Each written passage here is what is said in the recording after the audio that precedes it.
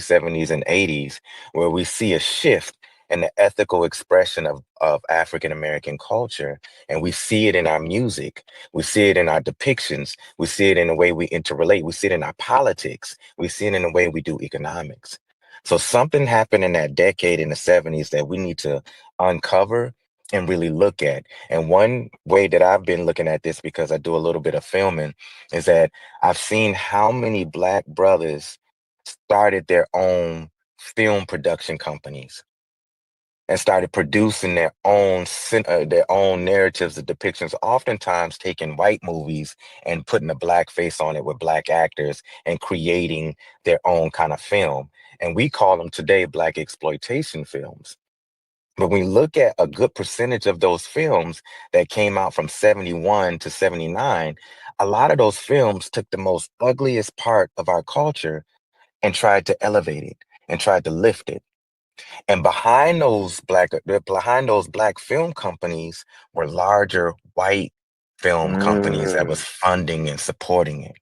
And so you have both happening at the same time, where you having a specific agenda of white, larger film associations who have strong political ties and strong relationships with special interest groups that says, how do we get these niggas to stop looking at Bunchy Carter and Bobby Houghton, Huey Newton and Bobby Seale? How do we get them to stop listening to Eldridge Cleaver and focus on something else?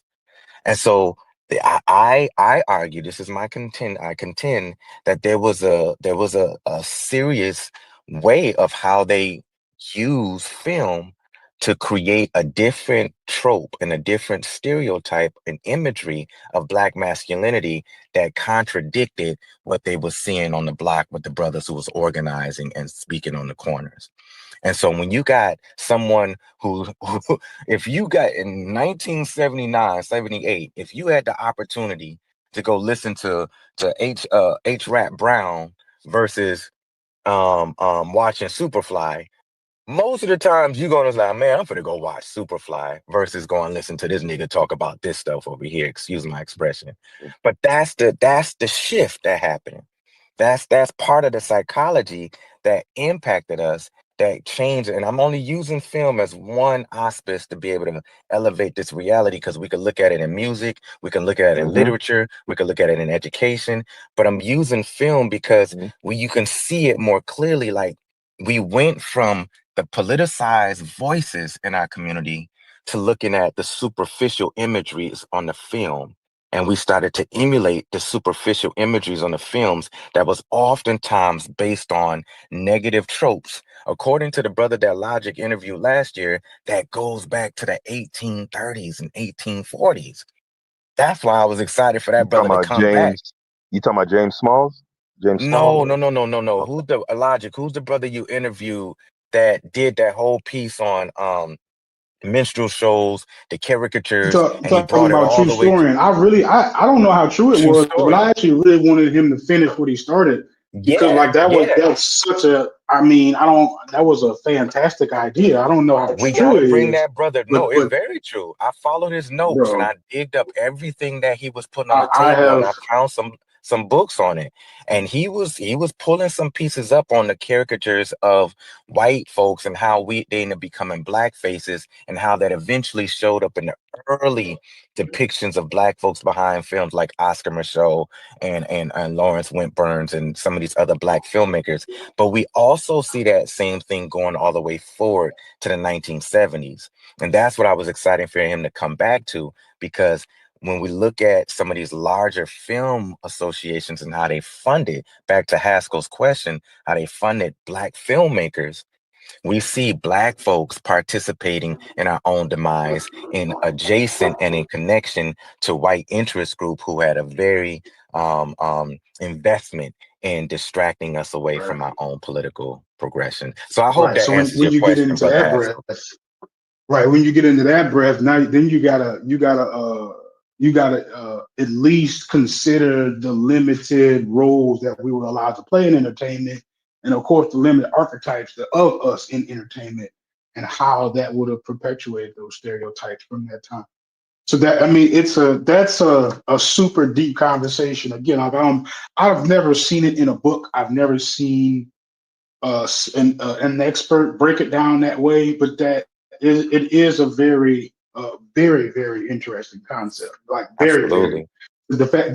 The fact that we could possibly not be the author of our own what is cool in our community, that could be, very interesting. I mean, and very possible, right? When you talk about cultural influences, especially talk about pop culture, pop music, entertainment, and how much of an effect that would have on the entire America. Why wouldn't it also have some effect on us? Hmm. This goes back to intelligence to me. And I'm sorry, every time we talk, I'm starting to think that either it's no way that the so-called white man, right, could just move us towards negativity, like constantly, like he's everywhere. Like anytime like it gotta be something innately in us that he's exploiting, right? So you got to look at yourself. Either way you look at it, right? If he's saying, okay, these niggas got pride. So the white man sat there and said, since they got pride themselves, I want to shake that. I'm going to give them or play up the negative things about themselves and make them love it. And then that way, I'm going to get money off of them destroying themselves or getting negative reinforcement about themselves, right? And it's going to fuck them up, but it's going to make me rich by doing, like, this motherfucker got to be so brilliant. We cannot compete with him. Can I jump in? Can I jump in real quick? Go ahead. He gotta be next level. So the word that I would trade the use, word out. it Oh, go wouldn't ahead. be, yeah, the word I would use, chef, instead of brilliant is, they are supremely conniving and supremely clever. You know what I'm saying? And I think, I think people like you, Chef, I think to a degree, y'all severely underestimate that. I have to. No, I'm not. I'm scared. I'm scared that y'all might be telling the truth. And if y'all telling the truth, it is scary. Right. If y'all telling the truth, scary. We're not capable of fucking with them. Meaning our intelligence is not capable of maneuvering and dealing with that type of guy. Meaning his cunning and guile is more than our intelligence to get out of it. Meaning the trapper is more witty than the motherfucker that is no way out. I would say, Chef, like I would replace the word intelligence with savviness, right? I would say that, like, as far as game goes, like, I think white folks are more game savvy, and then they willing, like, also, like, it's the willingness, right? So they're more willing to do things that, like, Black folks wouldn't do. You know what I'm saying? It's got to do with savviness and kind of like culture a little bit. You know what I'm saying? I don't know if I would use the word intelligence in that way, but you know, I mean, that's just me. That's my thing. You know what I mean? What about savagery? What about savagery? And then no, not savage, not savagery, savvy, like meaning understanding. Yeah. All right. Then, if we continue along this line, we are going. If you start to agree with what Chef is saying, that they at this level, then you'll start to agree with a Francis Cress Wilson. because that's a conversation we're still having, but we're having it in a different way. Is that are these people normal or natural? Are we resigning to the fact that our our status as a people is directly as a result of their savviness, of their intelligence, of their makeup? And if so, because there's no doubt about it, no white man can ever win the 100-meter race again, ever. Then they cannot. If the history of the last 5 Olympics have shown anything, right? We know our strengths, but do we accept theirs? Mm. Is there strength in them that can rival? Are we willing to accept that we are better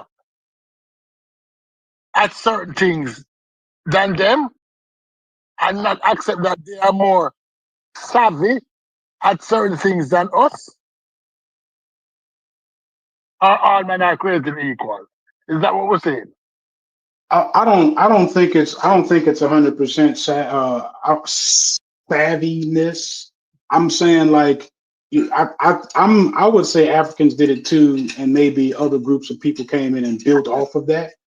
But I like when Africans would enslave other African tribes and remove their culture from them. I don't think they had some systematic, oh, if we take away their religion, then we can now force them to behave like this. I don't know if it systematically happened that way, but that might have just been like the way of doing things. And just turns out like, over years and years and years, they got better at it, unfortunately.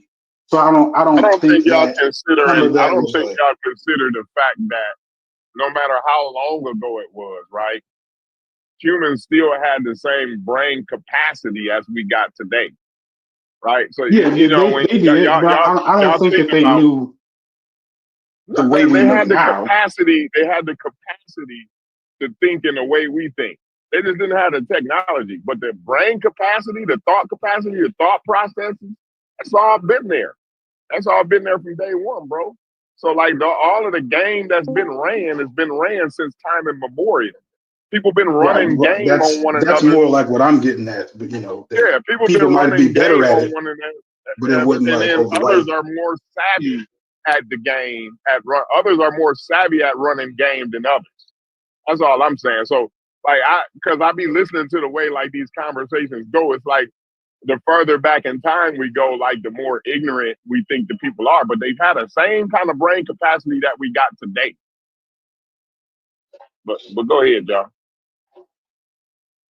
Yeah, I mean, maybe they could tell from trial and error that the further we can remove a group of people from their culture, the more docile they become. I mean, whatever they might have observed in their time of being conquerors or whatnot.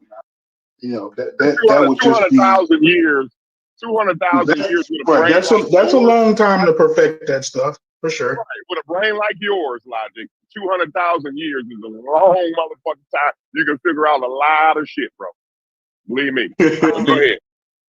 If you agree can breed domestication, right? If you can breed domestication into other animals, then you can alter human populations. Like that is just so that's a conversation. So the Nubians were able to do it a long time ago, right? What you mean? So since the Nubians domesticated a dog a long time ago, like you could say that they had an idea of how to break a person down in a similar way. That would you could kind of are you saying you kind of say that? I'm saying that I always pondered, right, whether slavery and the forced breeding had other components to it, just other than just producing more workers. I think I kind of trifle with the thought that maybe the same way that we will breed dogs, right? Maybe that's the same way that human beings can be breeded for certain traits, It's right? docility. They were Yeah, No, breeding for the docility. But go ahead. I'm not saying that, but I'm wondering if that if that's what we could be looking at, because it's no way, right? Even we're going to have to accept a few things here. We got to put them on the table, like, you feel me? We got to put things on the table. We got to put on the table whether they're more intelligent than us. It got to be on the table, bro. You feel me? but Sheffrin, I would inverse it instead of docileness, because if we look at it, the ruling classes throughout millennium come from a set group.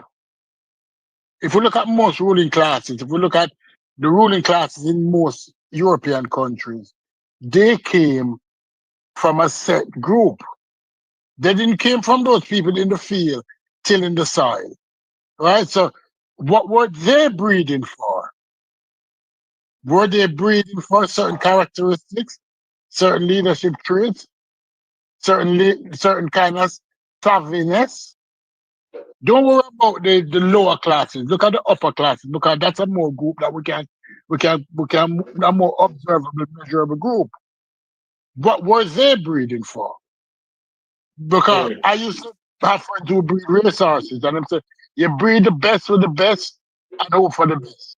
You breed the cunning with the cunning and hope for even more cunningness. What were they breeding for? And are those traits still available today? But we can't talk about that because it goes against a lot of things that we don't believe in anymore. Because that's no scientific racism. Inverse. But I understand what you're saying. But this is why I push back on your Sheffrin. We need time. We need time. The oldest factory in Japan, continuous factory in Japan, is 1400 years old. Think about that. 1400 years old. Their culture, even when invaded, even in China, when invaded, their culture had the strength of time and population to bounce back after invasion. We were taken away and fragmented. So we didn't bounce back. We have to relearn our culture. Black American culture is a new culture. It's something that you develop, and it has growing pains. Yeah, they're and with other groups that were colonized, like the Indians, the Japanese, etc. They weren't, compared to our group, they weren't just completely decimated in terms of, they were allowed to retain their humanity and retain their languages, you know, most of their cultural norms, so they have continuity. When you talk about West and Central Africans specifically, all of that was taken away. That's why I don't like the comparisons when we say, okay, the Greeks did this and the Italians did this and the Jews like, our circumstance is just so unique from theirs. Is no comparison. West and Central Africans kept their language, their culture, and their religion. No, I'm talking about those. Right, No. right. So I'm saying not I'm take the African American out. I'm saying even Okay. the African. You feel me? And even if you compare the continental Africans, right? You'll see the same But shit going right, on. those, You'll see the same. So how? So but why is see, it always different? but That see, don't make sense to me. here's where a lot of times we make a logical miscalculation, right? Because we often think about those who were left on the continent, particularly in those regions, as they never got their mores and norms and cultures reconfigured, when in truth a lot of the things that we see on the continent, like a lot of those ethnic groups and a lot of the things they practice and stuff, that's not theirs. What? I don't know where Haskell's going, but Chef, if you let me hold on. go ahead, Let me I'm try to finish. refine it. Let me try to refine it for him. Yeah, Let's fix say, that. yeah. This nigga So clear his throat. if you go if you go to Kenya, or well, that's not West Central Africa. If you go to, let's say, Nigeria, right, and you look at their education system, that doesn't come out of their cultural milieu. Like, you'd be shocked. Like, if you were to go and see how they're educated from K through 12, right, and the things that they're taught, like, that's not coming from their culture. The religion. Mention the religion also. The Yeah, Islamic. the religion is a part of that whole cultural kind of complex or milieu. It's not theirs. Right. Christianity. Muslim. The majority of them are either Christians or Muslims. That's not theirs. The way they dress now. They might have on the African colors, but when you look at how they're dressing now, it's more in fashion with an early European style from the 1800s. That's not theirs. And it goes across the continent. If we're comparing it, if we're being honest, is that their culture was infused, got an infusion of external cultures, which changed the dynamic severely over generations. That's what they accepted, right? So you know, That's something. you know, it just naturally. Yo, you're telling me that Africans don't have no agency. This is I'm done. I'm done. I'm gonna let y'all have this conversation. No. See, this is where They No, got it. hold up, They Chef. got it, yo. Hold up, They Chef. got it. They got It's it. about No, hold up, Like, Chef. you got it, yo. You going off the deep end, yo. I got to throw a all life right. ramp out there to see, get me going. let me Hold up a second. Culture is Wait not a about second. Wait age. a second.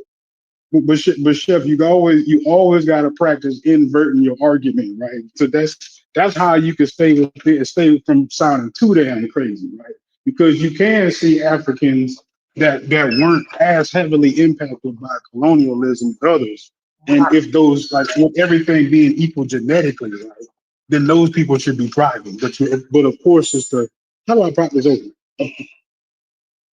Of but course, where it's but like where in the Africa social pressures that's keeping them down. but where in Africa wasn't impacted by colonialism. There's only one country. And even I'm only gonna be like 3 minutes. they claim they never been colonized, but that's kind of not true either. Who Ethiopia? They definitely was Hmm. colonized. Nobody No, said Right. I'm not saying never colonized, but I'm saying like where the effects were minimal, you should see a big difference, right? Because Right. Right. you almost floated into a genetic argument, right? So Yeah, I think I that's guess where to this keep you from going that conversation far, is so. Yeah, that's what made the conversation tough, right? Because how do you acknowledge the manipulations of the people who happen, and fate has something to do with this also, right? Because when they converted the Chinese invention of gunpowder into guns, and then they upgraded to the Gatling gun, you could have all the guile that you want, but that technological superiority that they had over the rest of the world really just catapulted them into a position to where they could enact that kind of manipulation, right? So if we look at what happened in the Congo and what Leopold did down there, right? Not only was the colonization and the manipulation of the culture and all that, you're talking about wide scale genocide, right? Brain drain and things like that. So I think often we look at slavery as like being this completely different thing from colonialism. You know what I'm saying? A lot of the Africans taking on certain practices and stuff that's not theirs. It wasn't just through osmosis, or they just, well, I was gonna say it wasn't just because they found that culture enticing. They did to a degree, and that's speaking to Chef point. And that's why I think, Chef, you shouldn't get frustrated with the talking points that like me and Stu Peas and others espouse, because we absolutely acknowledge our own failing, right? Our own stake in that. I think where the conversation gets tricky is to what degree are we assigning our agency in terms of where we're at and the manipulation of the dominant society, or the people who got up 40 points on the scoreboard. You know what I'm saying? I think I think what Chef's saying is, why don't we start there though? Why don't we start with our agency and then fan out into the other agency? I think that's where the clarification, because we are. I mean, like, I think the other horse done been beat to death already, right? You know what I mean? Like, what we understand, they did colonialism. We understand they brought their religion. We understand they had a Gatling gun and all of this. Okay, now we done said that for 1,000 years. Now let's talk about the accountability in the agency. You see what I'm saying? I think we should start there and then fan out. You know what I'm saying? But I think people get kind of uncomfortable with that, and that's where we start to kind of be dishonest with ourselves. We don't want to be honest about what's being said or what's being implicated. You know what I mean? When we do talk about certain things, we do talk about. I don't think we actually honest about what's being implicated there, or we ain't comfortable with it. You know what I'm saying? But Corey, if we're honest, we're winning then. If we are honest, all right, let's look at it as a swimming race. This person already built a pool, already manufactured chlorine, already got the water for the pool, the electricity for the pump, and we're still in the river swimming. And we can come out of the river and enter a race. Even when we come dead last, the mere fact that we're still in the race has shown that we have been successful. We might not be winning, but the mere fact that we're competing with all the obstacles that we face is a triumph. Now give us time. Let us build our own pool. Let us get our own tennis rackets and see how we compete in tennis. I use the sports as an analogy. We're winning. In face of all the obstacles, we can still compete, mean that we're winning. Absolutely. I think that's a good point. I think that is a good point in the face of all the obstacles, especially African Americans. Even when we come off the continent, we just deal with African Americans. I think in spite of all the things that we do face, I think we are giving it a hell of a game. We're giving it a good college try. You know what I'm saying? Yeah. In spite of obstacles. And that's fine, and that makes us kind of feel the butterflies and makes us all feel good and soft and squishy, right? But do we want to talk? But I'm talking about the part that I was talking about earlier. You know, the African accountability, the African American accountability, the agency. You see what I'm saying? Like, it's no doubt about it, Corey, that a lot of us we take respite in the fact that there's this kind of superstructure over us that's, and we kind of resign ourselves into that. And you get comfortable, like, oh, well, they just up, and they just, so, hey, what can we do? That definitely is in the cultural rubric, no doubt about it. Well, okay, so why can't we say, well, look what we've done. Look what Africans have done. And how are those decisions affecting us today? You see what I'm saying? Nobody really wanted. That's a conversation that nobody's really comfortable with.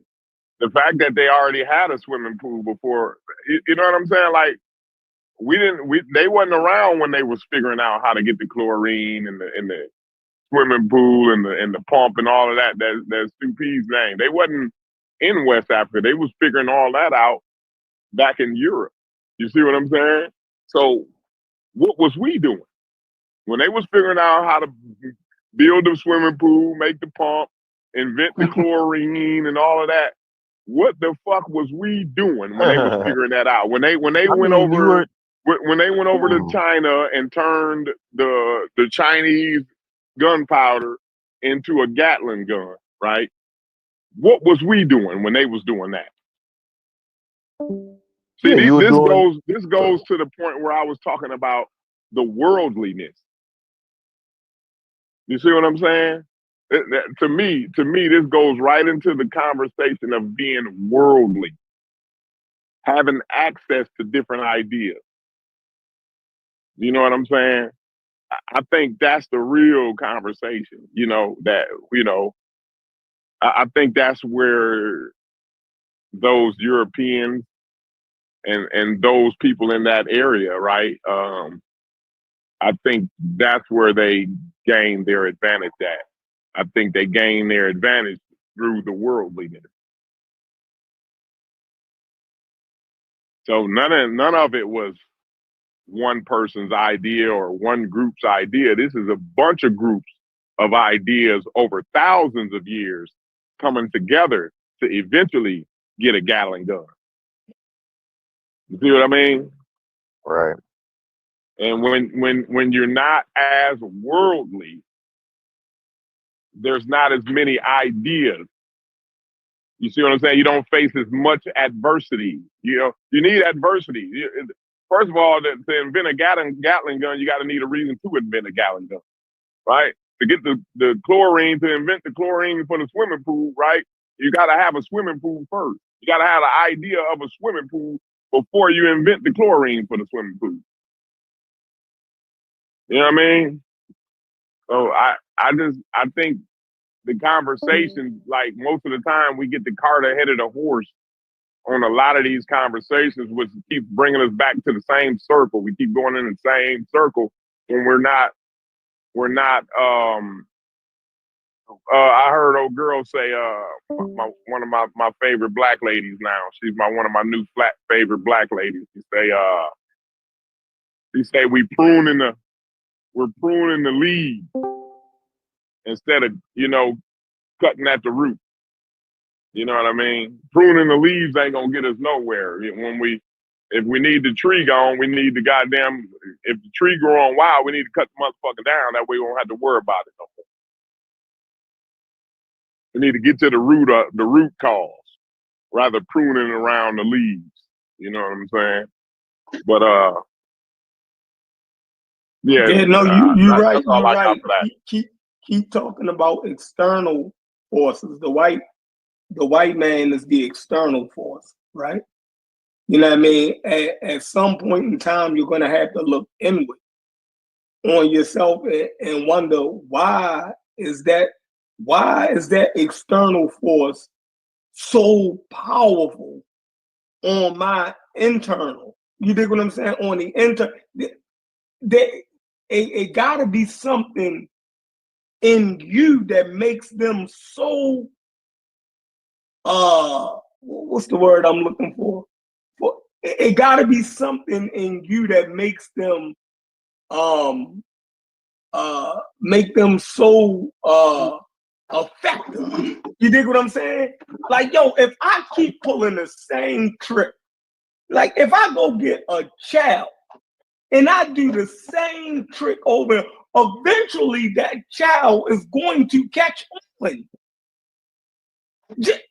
So if y'all tell me that we had the same amount of time as any other group, and y'all telling me that the same trick, you know what I mean, is being pulled on, and we haven't caught on yet, yo, it gotta be something wrong with our intelligence. Let me jump in right there. Y'all gotta put that on the table. Hold on, Haskell, because I don't believe the white man is the devil. You dig what I'm saying? Don't believe that, so that's off the table. You dig what I'm saying? I don't believe that he's inherently evil, because that's supernatural also. You dig what I'm saying? They haven't found an evil genetic component to human beings yet. So he don't have an abundance of that we know of mean genes, right? Let's say that, right? We haven't found that yet. You dig what I'm saying? So obviously, right? Either y'all, if y'all keep putting those things out there, I gotta say y'all running away All from right. the obvious. Well, So think it either about. gotta be culture. Hold on, let me land my plane. It either has to be something in our culture. You dig what I'm saying? That's allowing them to manipulate us, right? Or there has to be something genetically that's allowing them to manipulate, meaning they're smarter than us. Like it's already, I can get my dog to do the same trick over and over. I can lead him to food over and over. I can get, if he runs away, I can get him to come back with fucking cheese every fucking time. It never changes, Well, yo. You I want to feel me? say, right. Because Let's take it off of. I'm superior to him mentally. Yeah, I but know let's what take it makes off him of the work. African. Let's take it off of the African descendants for a minute, right? And go back to the point that Stupi's made, that when we say white people, we're really talking about a particular subsection of who we call white people, because in feudalism they were manipulating the masses of their people the same way, right? And it's the ruling class, the elites, or what they call it, of quote unquote white people that do the manipulation and have all the guile and all of that stuff, right? And they really refined um how they manipulate populations in that feudal period, right? So when I think about, for example, what precipitated America's participation into World War One, and what Cecil Rhodes and all those gentlemen, I don't know if y'all that familiar with that history and how they manipulated and fomented that war, right? They established it wasn't the genesis of it, but in terms of how they manipulate the American population into supporting wars, that particular strategy was born out of what happened with World War One. So Cecil Rhodes had a dream of basically Anglo hegemony worldwide, and he wanted to basically reincorporate. Yeah, he basically wanted to reincorporate America back Yeah, into the yeah, Anglosphere, that's where I'm coming out of here from. Coming out of here into there. right? And then with that Oh no, coalition, no, no. they I'm would gonna be, have to. yeah, mute out real Iron that. quick, mute out Logic. And then with that coalition, they would basically, reestablish the British Empire. Now, prior to that, Woodrow Wilson promised the American public, it was part of his campaign, the main part of his campaign, that we're not going to get involved in Europe's business. Like, we not getting involved in no war. Like, we not doing that. And the American public was dead set against going into war. No, fuck that, right? Then what happened is, the next thing you know, the Lusitania got sunk, right? And 128 Americans was on that ship, right? So now that roused up the public, right? So now that builds the fervor for America to enter the war. Now, America still didn't enter the war at that point, but the greater population was incensed about that incident. Now, they didn't know that the Lusitania was actually an auxiliary ship. And an auxiliary ship is a ship that was a civilian ship that was repurposed for battle, right? It was outfitted with all type of guns. They had all kind of munitions on that motherfucker, all type of shit, right? So the Germans sunk that motherfucker, because what auxiliary ships do is, because it looks like a civilian vessel, what they would do in war is they'd pull up on you, like, right? Let's say you were a warship on the opposite side, right? Because it looked like a civilian ship, they could get right up on you. And then once they get up on you, boom, the guns just come up, the guns come out, boom, boom, and now, they get you out the way. So the Germans, they peeped that, and they sunk the ship. So now that cabal of Cecil Rhodes and all his cronies used that to put it in the press and push that, and then the American public started getting worked up. Okay, eventually down the line, they manipulated the Germans again with the whole blockade of Europe and not allowing things to come into Germany in particular, particularly food. So now the German population is fucking starving. At some point, the Germans say, "Fuck that, we gotta go to war," and they engage in battle on the high seas to obliterate that blockade, and that's how World War One started. My point is this: that same trick, and they had a bunch of other propaganda campaigns too with the whole bayonets. They were claiming that the Germans were stabbing babies with bayonets and all crazy shit, right? And they put that shit all in the media. So now the same American public that was dead set against war, all of a sudden, now we got to get the motherfucking Germans, right? So, and then when you come down into the ages, all through the ages, it's the same manipulation. When you look at the Kuwait War, weapons of mass destruction, and then what happened when they actually went in there? It was no weapons of mass destruction. So my point is, a certain entity of Europeans, they got on top and they've refined cunningness, and we're not the only ones susceptible to it at all.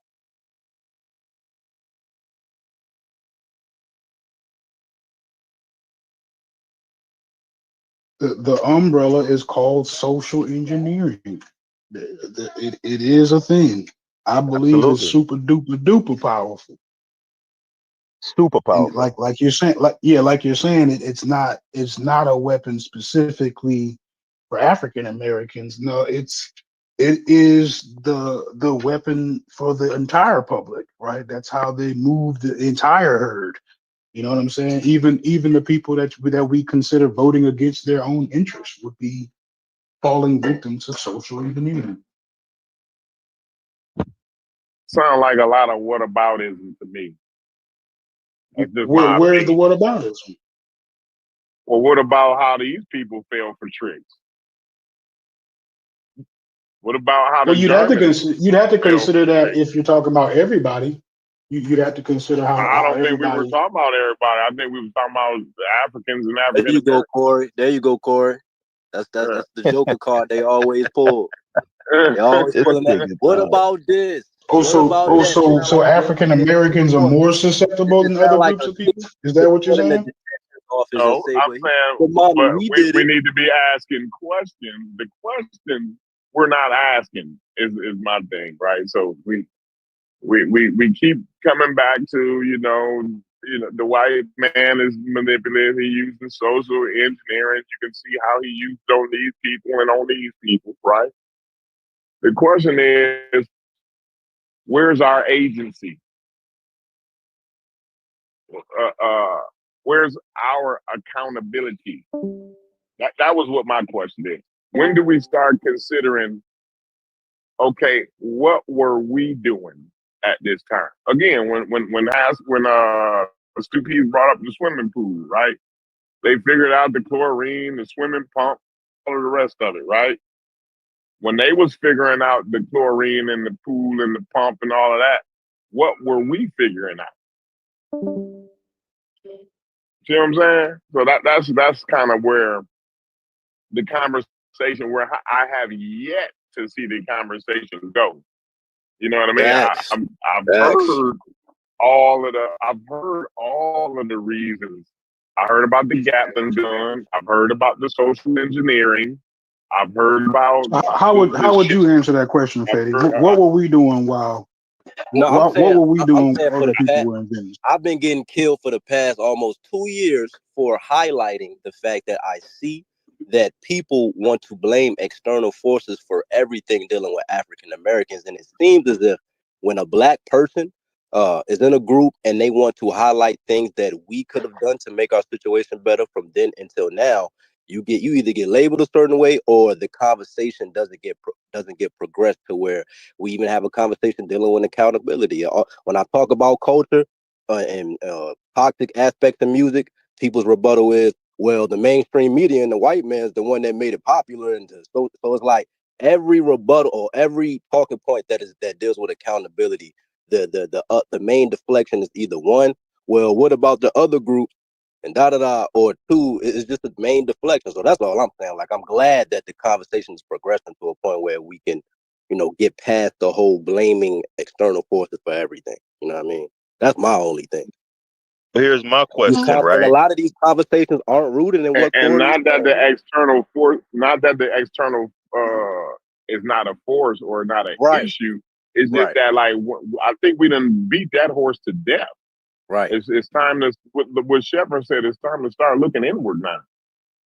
hmm Well, that's my attempt. What I'm saying, like we got the power to create our own culture and our dynamic. We don't have to go back and find how much of it we can preserve. We can just look at each independent issue that we're having and use our know-how and wherewithal to create. This is the best way for us I'm moving not forward. saying, I'm not saying going back to see what we can preserve, right?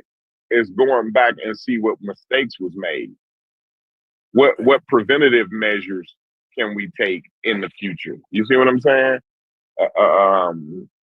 What did work and what didn't work, right? Figure it out, like what it was to get us where we at. You know what I'm saying? Like a real understanding, rather than trying to look back to find something to preserve, right? Let's look back to find something that we should never do again, ever. Let's look back and say, like, at least that thing right there, this thing, and this thing, we know for sure we should never, ever do that again.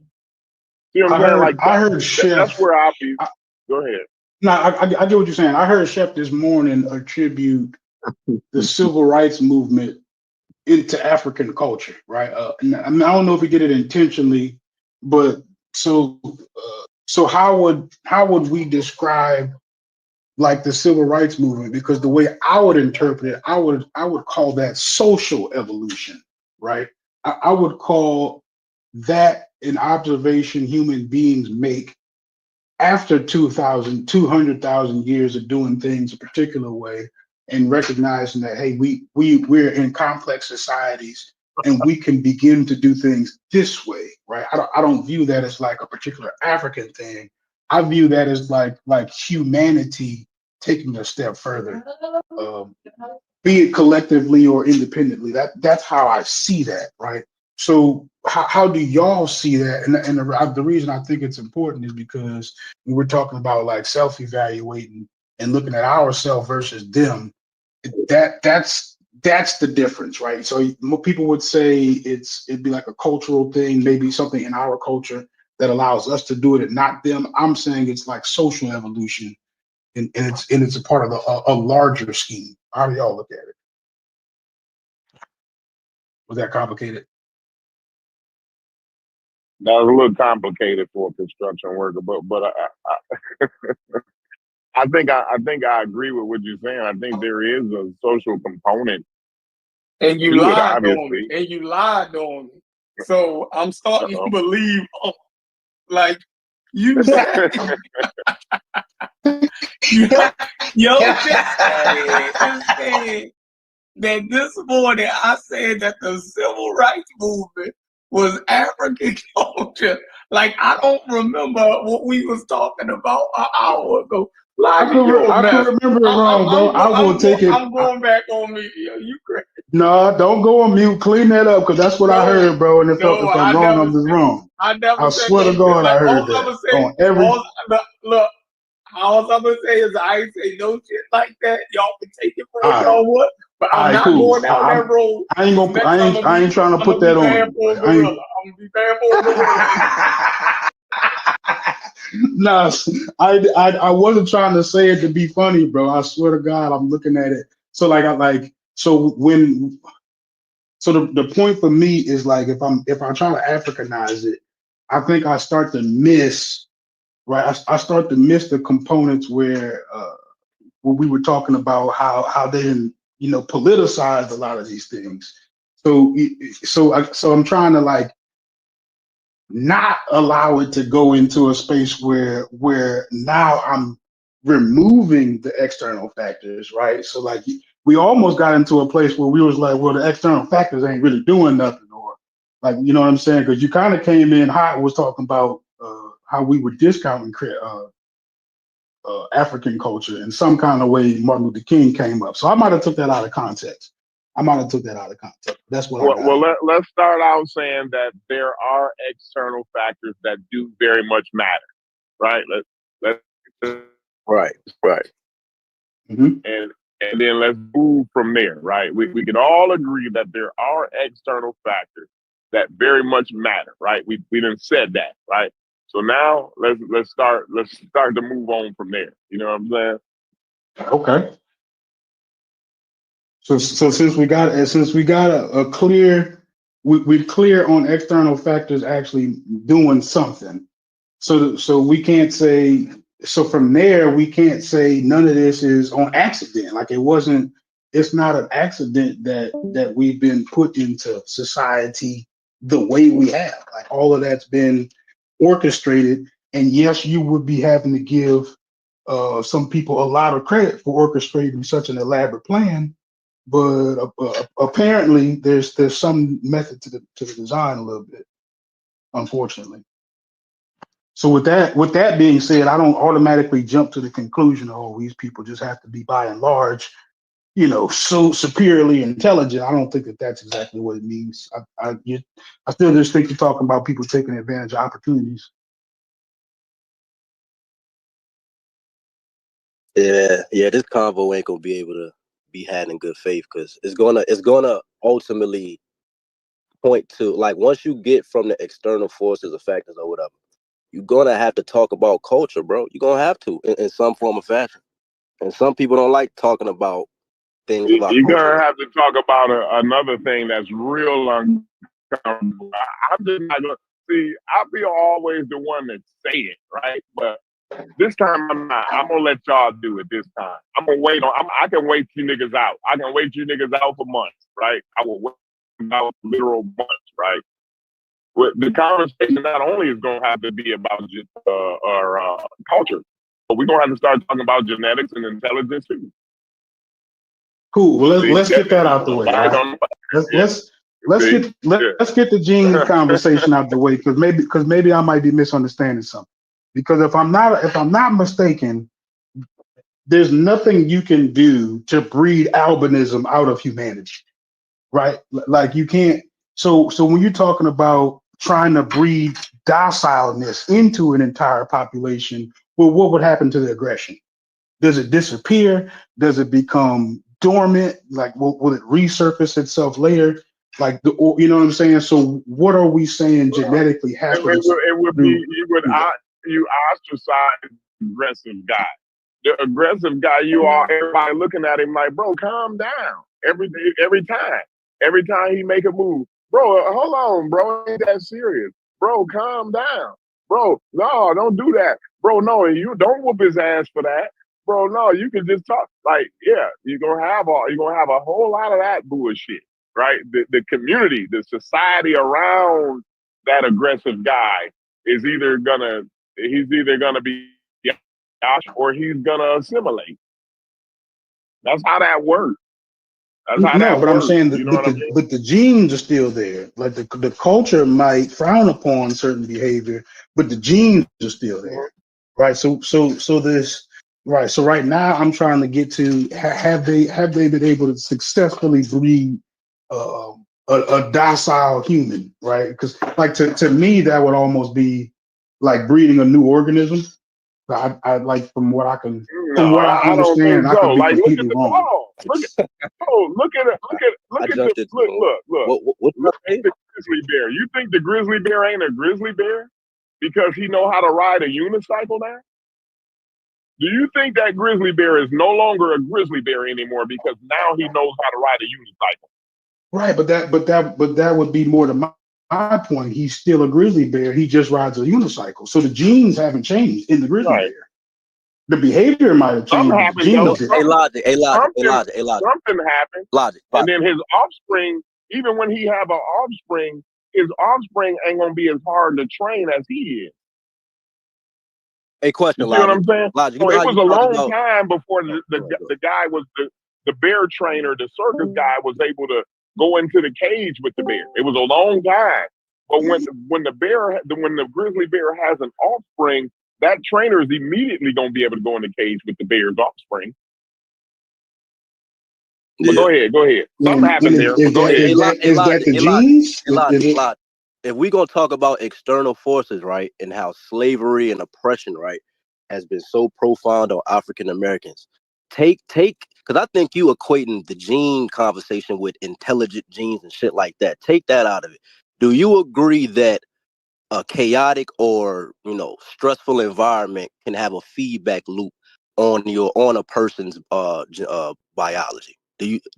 Let's start at I'm let's start. sure. I'm sure it has some effects. I'm sure it does. All right, cool. All right, cool. So if this is the thing that confused me, if a person or group of people is always pointing to the harsh environment as to why that is the 100% cause of everything that's going on, again, bro, like it's data that's been proven and shown to even the winter study. I forgot where it was, where a group of kids was faced. They didn't have the proper nutrition. They was oppressed and things like that.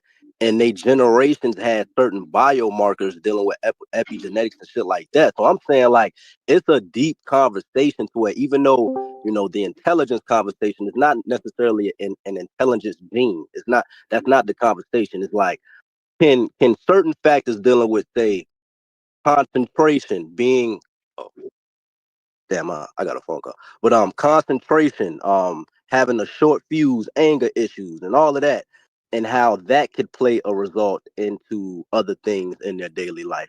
That's what I'm saying. Like, even if you want to take that convo out of it, there's still an epigenetic convo that needs to be had, bro. Whether we like it or not, bro. And we can start at No, Vietnam. We can start doing I'd like Vietnam. to have it. I'd like Okay. to have it and feel like I'm not like just thoroughly confused, but I'm under the way I understand it, and you can just tell me if I'm wrong. Like you can, like there are things that you can read in and can read out, but like how do you like just reconstruct a human genetically? Like It's not about you're talking about traits. reconstructing a human, bro. Like, again, like the analogy that geneticists make, people walk around with eyeglasses. People think that something is genetic. It has to be a drastic change, or when it comes to genetics, but in reality, people wear eyeglasses, and we've invented things to maximize that person, whoever has those glasses, to you know have a regular life, right? So I'm saying, when people bring up genetics, it's like people get spooked out, but in reality, a lot of those things can be fixed, like any other diagnosis dealing with, like, there's a lot of shit coming out that can help with that process. You know what I'm saying? So that's all I'm saying. Like, it's a deep conversation, bro. And epigenetics and slavery, and even if y'all saying the shit never changed, and once we got out of slavery, we still been fucked up and all of that, it's like, has anything really, you know what I mean? So again, bro, we got to have a real conversation.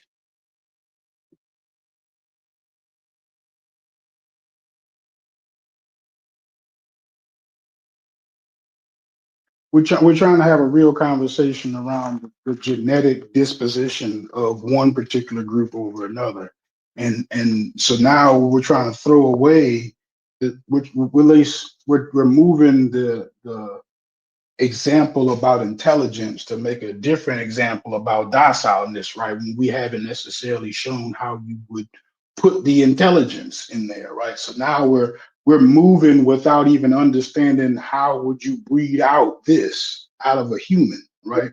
Like So so. I don't think that's an option. I don't think the breeding out is even an option. You know what I mean? Like, I don't. So that's not. First of all, Well, I if you think, can't breed it like, out, how do you breed identify it in? so it's eventually, so, like, I don't know, really. Listen, you can breed it in easily, right? Now, breeding it out is a little bit different. Breeding it um is a little bit different, because now, when you got the freedom, right? Now you have sexual selection that plays a part in that. You know what I'm saying? So, like, just like me, I like dark skinned black women. So I'm not. It's not gonna. My genetics ain't gonna change much. My son like black women. You know what I'm saying? So chances are, my grandson's gonna like black women. You know what I'm saying? You know why? You know why I like black women and my son like black women? Because my granddaddy loved the black women. The blacker you are, the better. Said that motherfucking red water potty dog. It's real warm. I'm going out here to the super fucking brick. But yeah, so like sexual selection plays a part in that also. You know what I'm saying? It's not a cut and dry case of breeding when humans are very complicated people and they do things for different reasons. They do things for unreasonable reasons. So you know what I'm saying? That all factors in. It's not a simple cut dry thing when you're talking about breeding.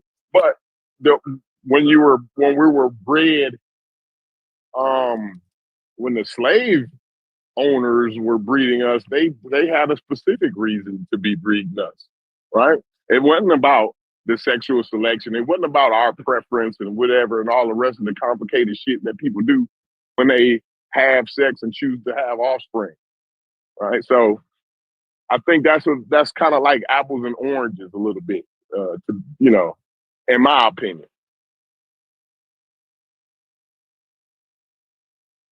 I don't disagree with you. That's why I feel like it's difficult to make the argument genetically, and culture makes more sense to me. But again, we were trying to get away from external factors, and we got back to them, right? So like we got off of genetics real quickly because I mean, how do we begin to understand that? I don't have Why is culture foundation. an external factor? Why do you consider culture an external factor? Bro, culture has a biology to it too, bro. Culture in your environment, that's a feedback. Culture has external influences involved with it, and it also changes over time based on your environment. So you wouldn't consider culture 100%. Just if I just left you on this island, you're gonna come up with the same culture every time. Now, if I put you on a different island, you got different circumstances, you'll come up with a new culture. How long would that take? Yeah, I don't know. But no, I'm saying like it's been proven that different. And even if you go to a different island, you would see remnants of that culture from the first island. Yes, you would. I'm not saying that you wouldn't. Mm-hmm. Yeah, I'm saying even when we talk about culture, like that has a different people from different cultures. Again, look at different. Remember we were talking about questions. Neuroscientists said like different cultures of people use their brains differently for the same visual perceptional task. So even when you talk about culture, that is shit dealing with evolution, bro. What you around, you master your environment, and you create ways to master whatever you're doing, and certain things get passed down. So when you're talking about the brain and different cultures, that's why I was like, the shit tripping me out. You can't get around biology, bro. Whether you talk about culture, whether you talk about anything, because your environment is interacting with you.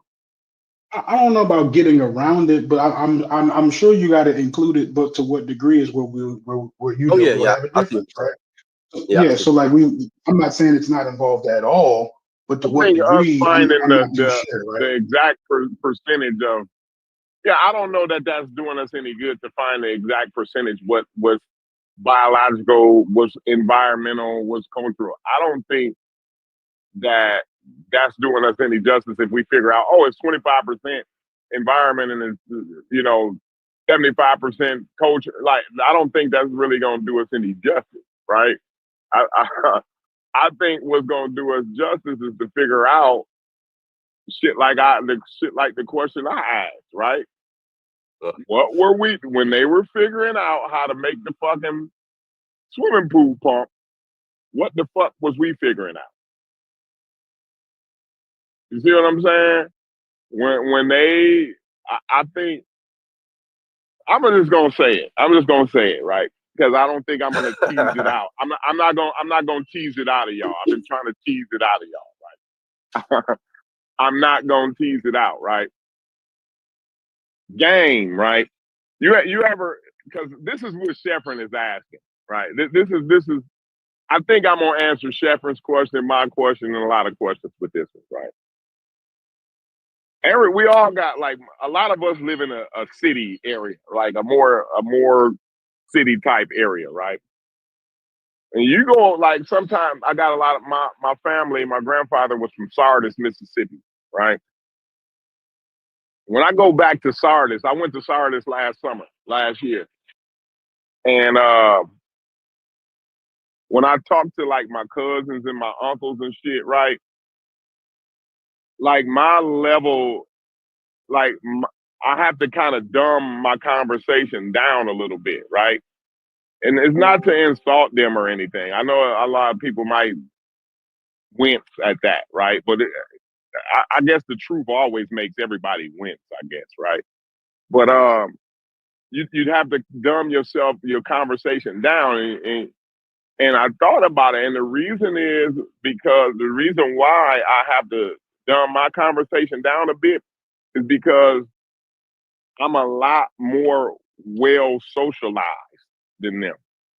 I'm a lot more well traveled than them, right? So when it come, if it came down to the point where I needed to run some game on them, or I decided I wanted to trick them or run game on them, it would be a lot easier for me to run game on them than somebody in my hometown. Why? Because in the town that they from, I think it's like 4,000 or 5,000 people in the town that they from. Right? In the town that I'm from is 200,000 people. You see what I'm saying? And I think what's happening is we've been outgamed, right? You ever? Some of y'all might have a cousin that come up from Detroit. You know, like some of y'all might live out in Florida or something, right? And you see your cousin that comes out to Florida. He's from Detroit, like the shit he say, the way he do, you know what I'm saying? The way he walk, all of that's game. All of that shit, it's game because, and even like the women see it, right? The women start to be attracted to him because of his savviness and his game. His vocabulary is broad. He used these words that are not commonly used in a small town that you from and shit like that. You know what I'm saying? That, I think that is what happened, at least on a global scale, at least to West and Central Africans. Like I said, it goes back to the conversation where I talked about being world, right? You know how much game is being ran in that Mediterranean? You know, y'all got to think about it, bro. In ancient times, the Mediterranean was the center of the world. Again, in ancient times, the Mediterranean was the center of the world, bro, right?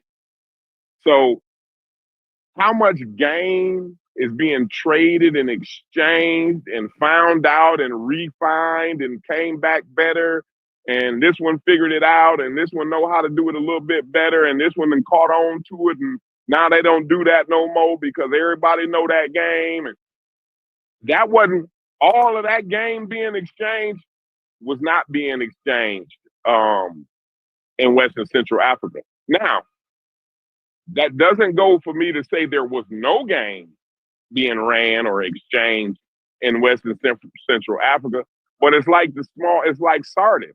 It's like Sardis, Mississippi. The population is only 2,000 motherfuckers, right? Or even if the population is way higher than the population in the Mediterranean, it's only a certain amount of exchange that can go on because everybody's in the same region. Nobody's moving around that much. You know what I mean? In the Mediterranean, you got motherfuckers bringing Chinese goods. You see what I'm saying? And all the way from India, you got Indian spices coming up to the Mediterranean. You know what I'm saying? And all kinds of ideas and interactions and shit like that. So what I'm saying is, I think that's what happened. I think that's the issue.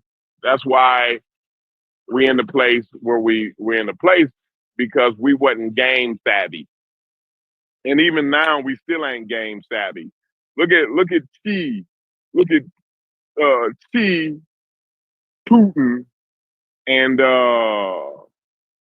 Kim Jong-un. You know what I'm saying? What is they doing when they have these meetings, when they come together, when they go visit each other? It's game being exchanged, information, the exchange of information. You see what I'm saying? That's what makes you savvy. That's what makes you have a leg up. The intel. You see what I'm saying? The game, the savviness. But I'm gonna stop there, y'all.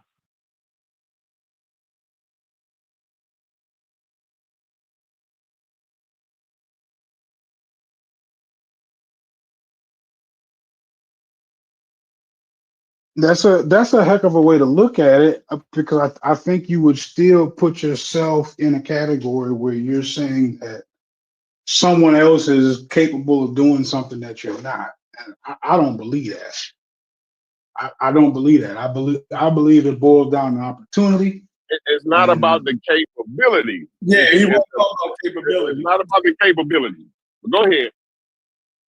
well, let's talk about that part, right? So if you're saying that they had, okay, so if you're calling Africans green, right? Basically, you'd be saying they're green in that moment, right?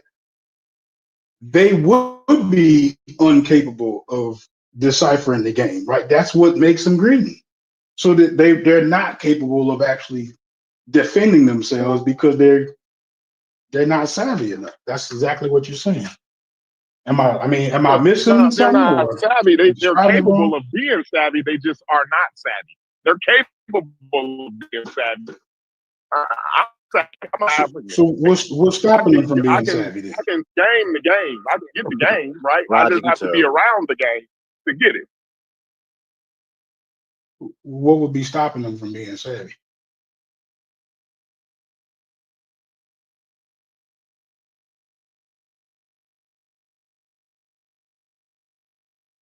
Fetty, what's stopping them from being savvy? So, Fetty? so I what's don't stopping them from I kind of jumped into it. I heard him say that people from his I guess old neighborhood or old community, certain brothers he run into, they're not as savvy due to them not being, what do you say, dealing with being socialized. Is that what he said?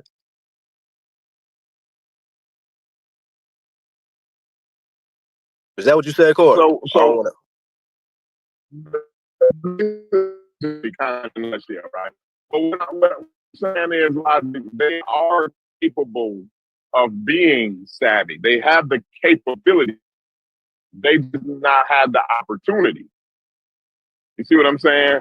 The circumstances in which they find themselves in lack opportunities to be as worldly as I'm as worldly as those Mediterranean, and as easy as it was. Like, I'm not saying they couldn't have been worldly, right? I think it was just a little easier for those people, those groups in the Mediterranean, to be more game savvy because it's coming from wider range of cultures and people, right? It's not you have a lot of diversity, genetic diversity in West and Central Africa. The culturally, is not very diverse. You see what I'm saying? Like you in West and Central Africa, like most people gonna have kind of similar cultures. You know what I mean? Like you ain't got nobody clear from India bringing spices. You don't have the Chinese Right. people coming clear from China all the way over there bringing different information and game and different plants and different I like the perspective all you're this- bringing. You're Yeah, bringing the but cultural we're going evolution. all the way Bringing the around the cultural world and evolution. talking about game, and they Yeah. had gunpowder. No, the game is Certain what groups was dealing with the navigation, game. taxes, all that Yeah. shit. Man, I'm just be That's real, all. bro. The game is to turn the gunpowder, the Chinese gunpowder, into a Gatling gun. That's the game. That's the Niggas culture. had That's the shit like the savviness. Silk That's the Road. worldliness. Confucius was, That's the world. man, Yeah. You can't make a Gatling gun without Chinese gunpowder, right? So you need some worldliness. You need to be well traveled in order to make gunpowder, to make a Gatling gun. You understand what I'm saying there? No, I mean I get what you're saying. I don't necessarily call it game. I'm still calling Oh, that it's game. opportunity. It is game. Because No, I the honestly, game, I the feel like, opportunity, I opportunity feel like allows. Africans. No, I feel like if that's the way I'm summarizing, right? I feel like Africans were running that game on each other for thousands of years uninterrupted, and then they ran into someone who had a technological advantage. That's what I'm more so attributing to, right? Because I feel like in the way I'm describing it, I'm saying that anybody who had that technological advantage would have done the same thing, especially at that time. You know what I'm saying? So that's why I feel like to You gain a say, technological advantage without being worldly. uh, And geography and evolution plays a part into that, bro. Barriers and shit, biomes, where you from, like where your ancestral population from, who they interacted with, like all that shit well, I mean, matter, bro. I get what you mean. I get what you mean by that, but I don't think that applies to all cases, right? Like when people were coming out the Stone Age and other people had like metals, like that, they were just the technology. It was there, and that you could have attributed that to their relationship to other people, but it would boil down to the technology that they had. Because not that the people in Stone didn't have relationships to the other people, they might have had relationships to the wrong people. You get what Right. I'm saying? So But Logic, we were colonizers though. Like that same shit you talking about when Bantus, when our ancestors learned agriculture and expanded, bro, we ran down on the indigenous hunter gatherers that was in Central Africa, and we expanded intercontinentally, like inside the continent, like very right. vast, and we That's colonized them that's what I'm motherfuckers. saying. So we given the same opportunity, we would have done something similar. Yeah. But We when you we, just we compare just for other we groups, weren't other groups due to their yeah, by evolution that and time. culture, yeah. Yeah, by that time they had spent their time wherever they spent it, just so happenstance, and then they run back into us, and we're like 100 years or so behind them, and they take advantage of it. I don't agree with that statement that the Bantus were colonizers. That as soon as they learned agriculture, they ran down into other. Because the population of Africa was different at that time. The human population during the Bantu expansion was totally different than it was because hunter-gatherer groups were oftentimes small groups. They didn't. They have a 3,000 year continuation of like they still in the Congo, they cannibalize, they still oppress pygmies to this day. And you got campaigns in Africa like Justice for Pygmies. Look it up. But I see what you're saying. It was different back then in Africa. Like it was Listen, different, but in Central Africa, it was nothing but Central African all right, forces. you're talking about how was the pygmies viewed by the African? Because you make a statement a while ago. Yes, And the Bantu expansion, due no, to us that, having a better technology and using those yeah, people but for it wasn't our colonization. gain. And It wasn't colonization. You're using okay, European definition. I've heard Africans. Again, you can't tell. I mean, you can disagree, but disagree with those Africans as well who say the same thing, that they of course colonizing. You can make different comparisons to say that the form of colonization that other groups did later in times. Of course, I'm not making that blanket of a statement. But when you're talking about taking over a group and making those people do what you want to do, and you're kind of altering their way of life as a result of you feeling like you're more superior than them. Yes, bro, that's how we felt, bro. Our ancestors, that's how I answer. That means if we use that, then if you use that terminology for colonization, you're going to use the same terminology for Homo sapiens. That Homo sapiens were colonizers when they expanded out of Africa and went into those lands that were controlled by other human beings. Are you saying that also? Hello? Are you saying that Europeans were colonizers also? That the Homo sapiens were colonizers? Because since we're throwing around the word colonizers and colonization, it's totally different than what happened. I'm not having the same argument that we had with Jim Crow for colonization. I wouldn't use that word when it comes to African.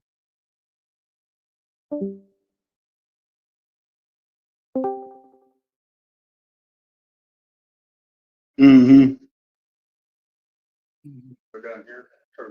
Yeah. Sorry, I got cut off. Hmm. Yeah, bro. I'm moving around. It's difficult. I'm just glad that we didn't, hopefully, I think that we don't try to discuss this in the genetic form because of the implications, right? Like that would be that state of hopelessness that I believe Shep is actually, uh, you know, talking about. But when we're talking about these differences, that's why uh, I'm trying to stay as strong as I can. And if y'all get me, y'all get me. But if I don't stay there, I think that I'm leaning into hopelessness.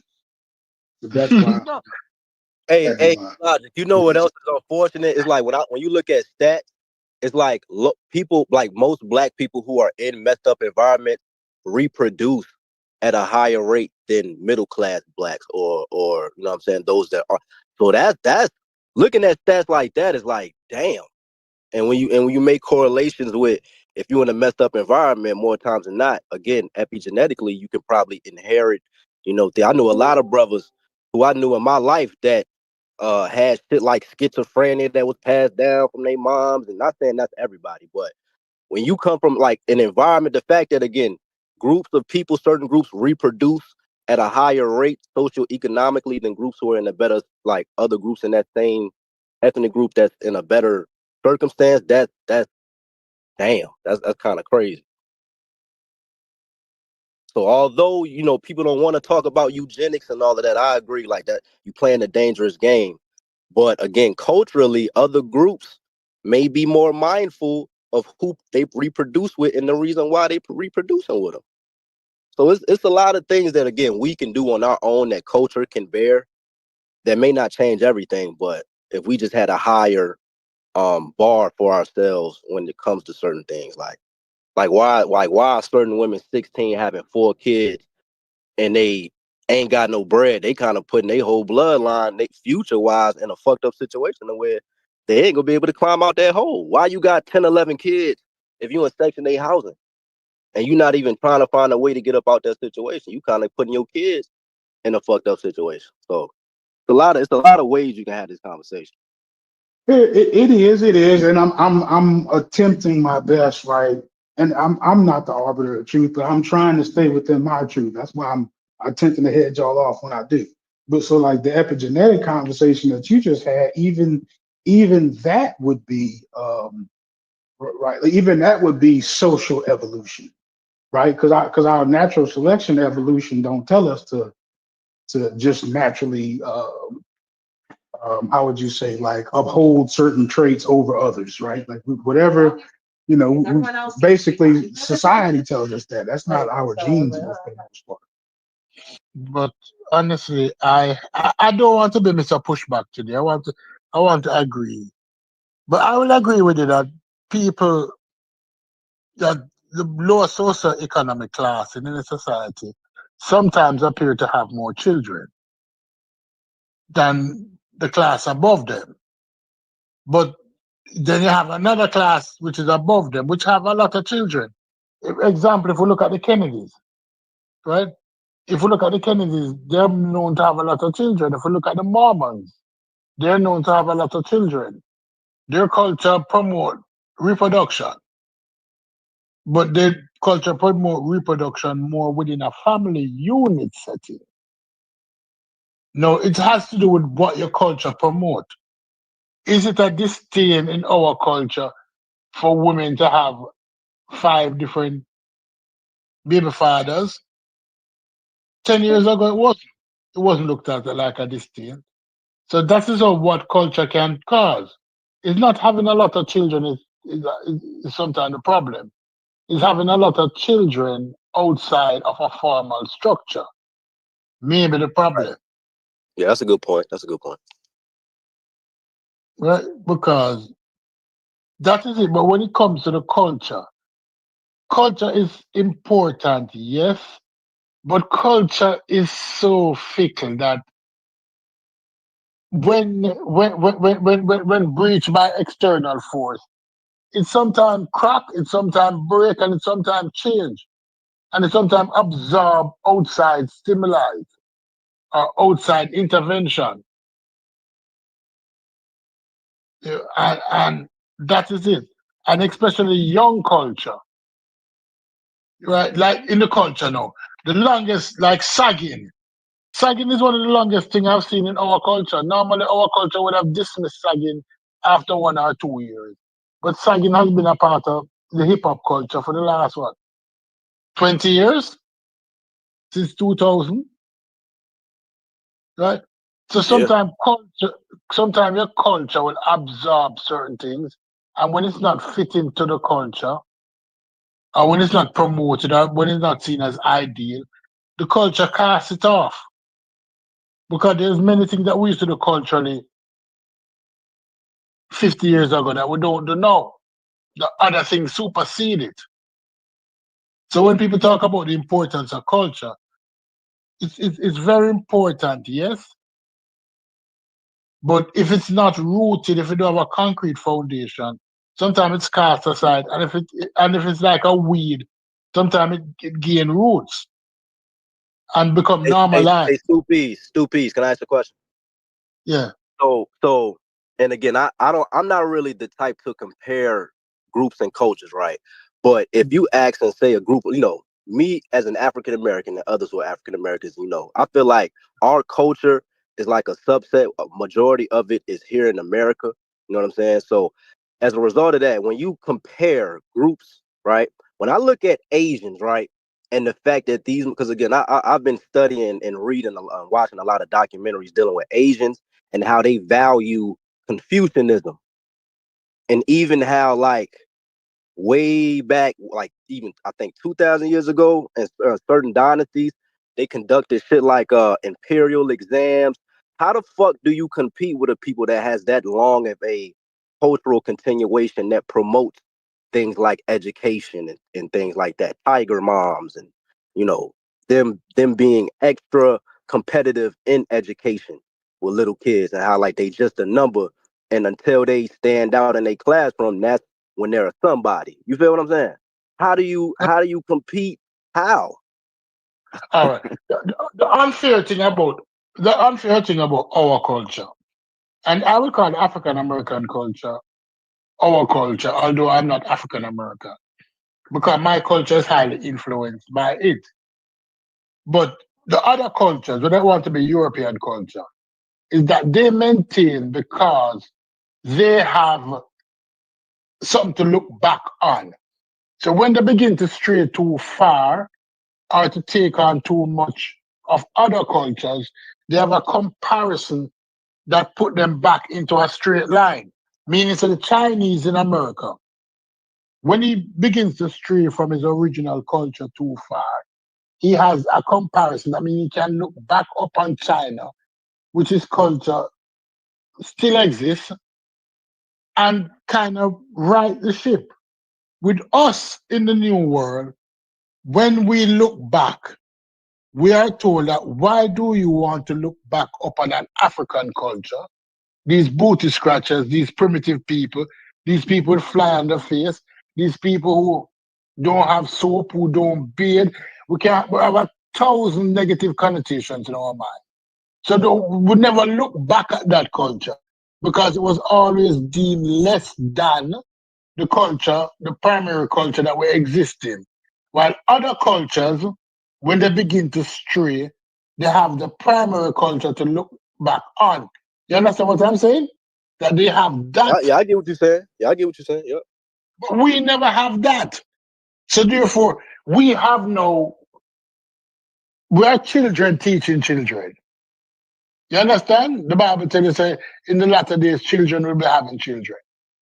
If we want to use religion, we are now children teaching children. Children in the sense that we developed our own culture and we're teaching ourselves our culture. So we will grasp from other organizations and other people in order to strengthen this culture. But it's a new culture because we're not looking to Africa. And we don't want to look too much to the European, and we don't want to look too much to the Chinese because we want a sense of self. And that is the new culture that we form now.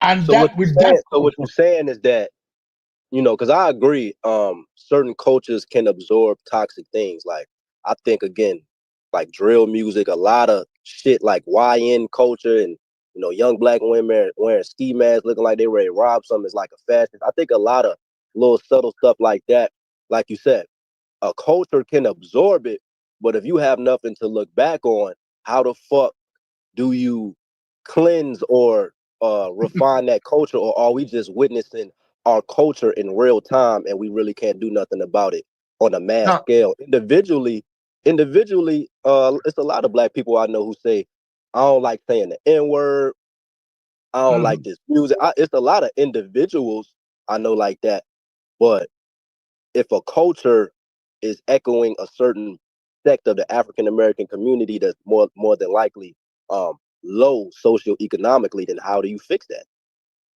No, because over time, mature individuals or certain individuals start to dominate the culture. And you're hoping that those individuals who dominate the cultures are those individuals which can be a guiding light. Think about it. Suits in Chicago, black men wearing suits. That was part of the NOI culture.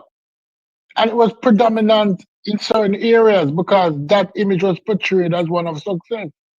So a black man wearing a suit in Chicago during the NOI AD have a sense of pride because he took the NOI pride with him when he put on a suit.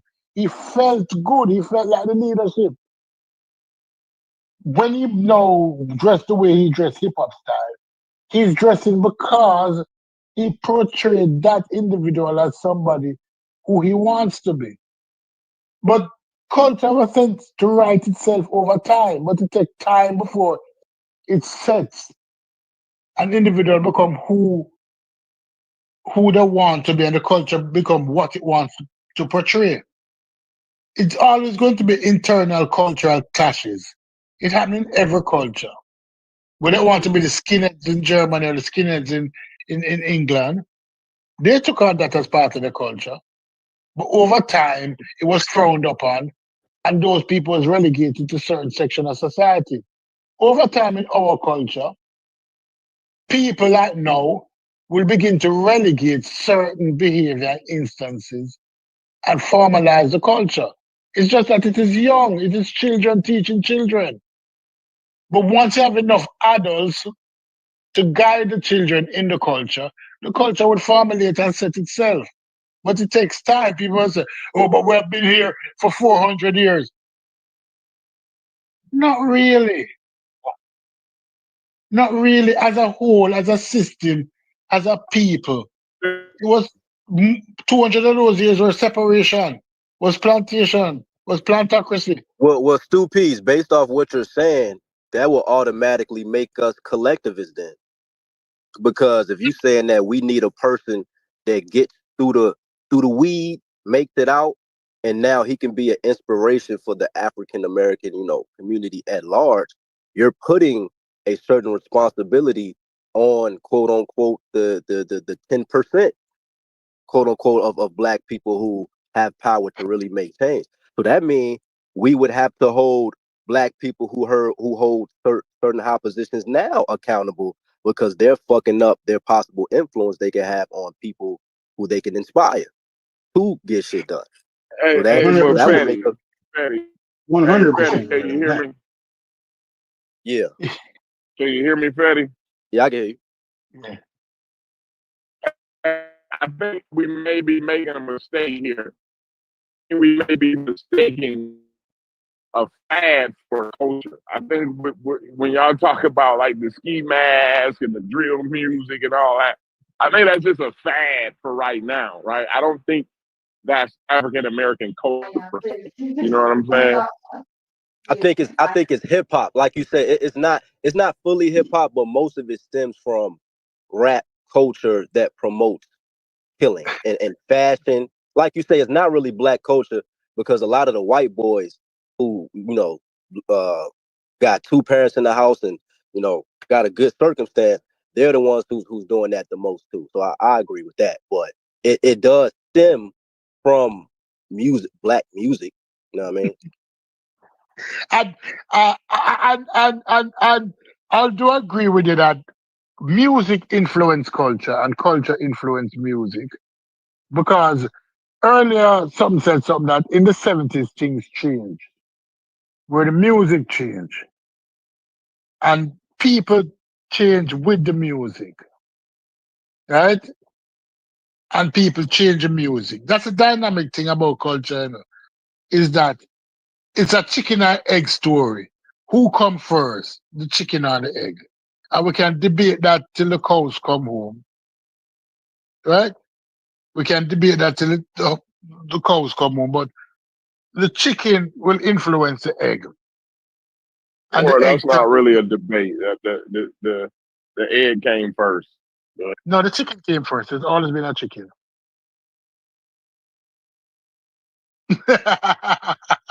You realize it? So something that Yeah, wasn't yeah. something You that need wasn't something a to lay the chicken. egg. Something that wasn't a chicken gave birth to that egg that then became a chicken.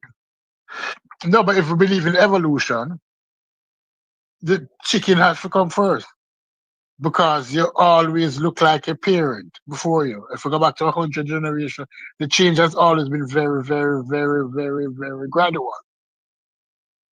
So if you believe in evolution, the chicken came first.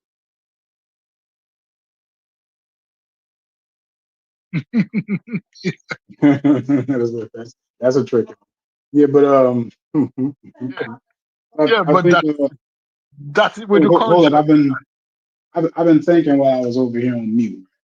I don't know if y'all gotten away from this part of the conversation, but wouldn't you need like a corresponding time frame, right? The time frame that it took a wolf to become a dog, like wouldn't you need at least that sort of time frame when you're talking about breeding in human terms? Or you saying that our evolution would be faster? Because you still see dogs that are aggressive. You still see dogs howl at the moon. You know what I'm saying? They don't fully act like wolves, but even there you didn't completely breed the wolf out of the dog. No, because we call them dogs, but they're actually still wolves.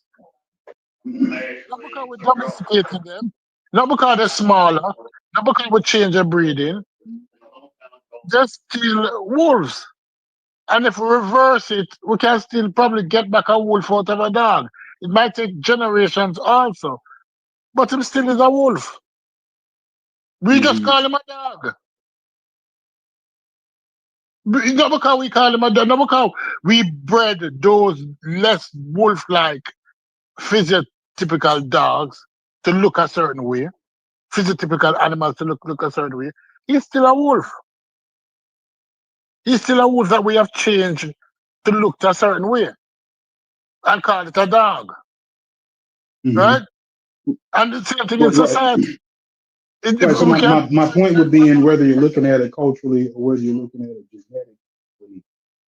Like you were saying before, it's volatile and it's always subjective to external influence. You know what I'm saying? You'll never be beautiful, completely removed. beautiful is that the dog exists because of external influences. If there was no external external influences, we wouldn't have anything that we call dog. So therefore, you Right. can never take the external out of the equation. We exist Yeah. as how we exist now in America because of external influences. Some may be favorable and others may be unfavorable. You can't say you can't have favorable external Well, influence, but we right. exist how we So exist. since we're starting to agree on a lot of stuff, right? So how does that relate to what Chef was talking about when you're talking about when he was talking about how it relates to like the gap between us, right? Like so if we have to understand that first off, it would take a while, and of course, it would be due to external factors for us to completely change like that. Like so, if we're not contributing there, and we're trying not to make it all external, so like what are we saying? Are we starting to narrow it down? Or we're No, still like super broad. I don't disagree with what Chef said. I understand where Chef is coming from. But if Chef add external influence and time to his situation, he'll realize that we're not doing too bad. If for want of a better word, is that if we didn't have those external influences, we Right, could we'd be probably be fine. where Yeah, we desire. that's kind of how I see it too, Steve. Right? And even in this situation, if given time, because we have navigated in an environment that is unfavorable to us. And the more we navigate in this environment that is unfavorable to us, the more we're making strides. You can Imagine make a biological No, argument for resilience. Resilience is a real thing when you're talking about like again being put in a stressful environment and right. being able to not only cope with it but to master that environment. It's a lot of so it's a double-edged sword. Like it be a double-edged sword with a lot of shit dealing with nature and biology. Like the same thing that can fuck you up as far as oppression on the biological scale, the same thing that can make you resilient to where if another group on a mass scale was to probably go through the same thing you did or another group did. That's why we can use that argument for the whole Trump situation. That's why black people not hollering over Trump. Because we have developed a level of resilience that show that this too shall pass. But when white people start facing the cut to social security and the cut to all of those farm aids, you realize that they're not surviving. They're talking suicide and farm loss and all of these things because they weren't exposed to these stimulus that cause the development of resilience, as you put it. So in spite of all of that, we have developed a resilience and we are trying to strive in an environment that is not the most favorable. But if you compare it to other people, it looks like we're not doing well. But other people have never existed in this environment for so long a period. Hey, Logic, I made this analogy. We live in life on all Madden. If you had to make like a Madden analogy or a 2K analogy, we live in life on Hall of Fame and other groups living on, you know what I mean? All pro. I can't wholeheartedly disagree with that. We got a lot of obstacles in our way. The computer be doing stuff So that look look, inhuman at y'all times. said what I They do. and y'all said what I said earlier, bro. So we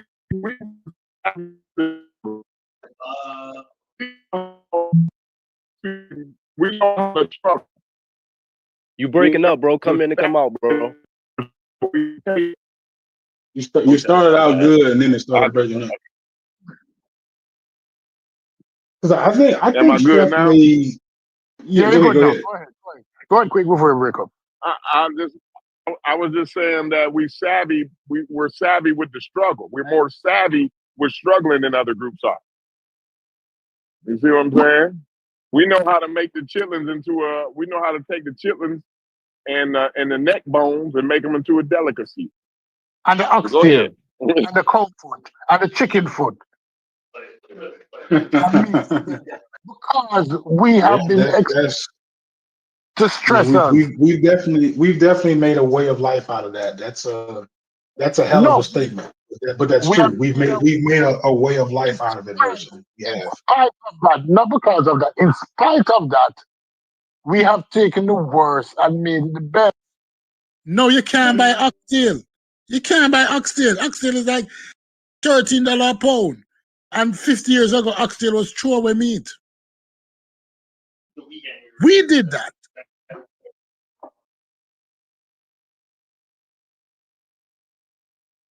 But remember, so Swift said something I thought was super interesting. Go ahead. 3 oxtails, $5 3 of them. Stupid. $25 for 3 oxtails. Yeah, you go to the restaurant now, they give you 3 pieces, 3 small pieces, and it's $25. We turned oxtail into caviar. So in spite of we develop a resilience. It might not be the best when it compared to other groups, but guess what? With what we were given, We've done a lot. We've done a lot with what we've been getting. Yeah, we have. Absolutely. Now, can y'all speak to this? And I don't want to misquote Chef. He got upset about that earlier. I ain't doing it on purpose, but if I'm not mistaken, he was kind of sounded a little overwhelmed by the efficiency, right, that some of these games are being played, and he almost started to allude to like the potential genius that would be necessary to pull it all off. Right now, again, if I'm getting it wrong, the brother can get off, you come off mute and say and correct me. But if I'm not mistaken, that's what I think I heard. Right. So based on everything that we concluded, would y'all still phrase it that way? Would you consider this the product of like evil genius, or is it something else? No, he was just making a causality argument. Now listen, if this is true, if this is what he said, that if this what I'm saying is true, that it means that those people, either one is more intelligent than us, or 2 is more savvy, or 3 is more cunning. Right? He was just trying to relate it out. How is it possible that we allow other people to come into our society and decimate our culture, to belittle us and demean us and to turn us into less than, and we can't see it coming from a mile? He said that we should be able to see it coming from a mile. Just like how I said that I can't trust a man who was in a cult, because he should be able to see it coming from a mile. But these 3-card Monty have set up the table using Corey. They set up the table and they have been playing this game for millennium. Right? It didn't start in America. See you saying what I'm saying, Stoopies. I'm saying that there's a techniques that have been built upon, maybe not like initially well documented, but ultimately fall under the umbrella of social engineering. Like that's where that's kind of what I've been saying. Like it didn't start here. This is a continuation of what humans been doing. Now this might even be a perfection, an ironic perfection to some weird degree of what humans been doing. That's how I feel. Yeah, but I am afraid of I'm afraid of going in that direction. And the reason why I'm afraid of going in that direction is that now it become, is it environmental or biological? And if we say environmental, we can argue that, but we have been living in our own areas for 100 years, 1,000 years. Why not? We're on the level of there. And if we say it is biological, then we get down to Francis Cress Wilson Road. It's an argument that has been was having 50 years ago. When you sit down with the Rastas, they were having this argument. Is it that these people different somehow? When you look in history, that every time them come in contact with another society's decimation, is it biological or environmental? Is it something intrinsic in them to decimate other people? Do they carry the Iceman gene? It's a dangerous question to have. It's a dangerous question. It definitely is. It's so many implications behind it. If you say yes, now you got to talk about the differences under the microscope and how behavior and how you limited in certain ways. Right. It's a whole can of worms. Right.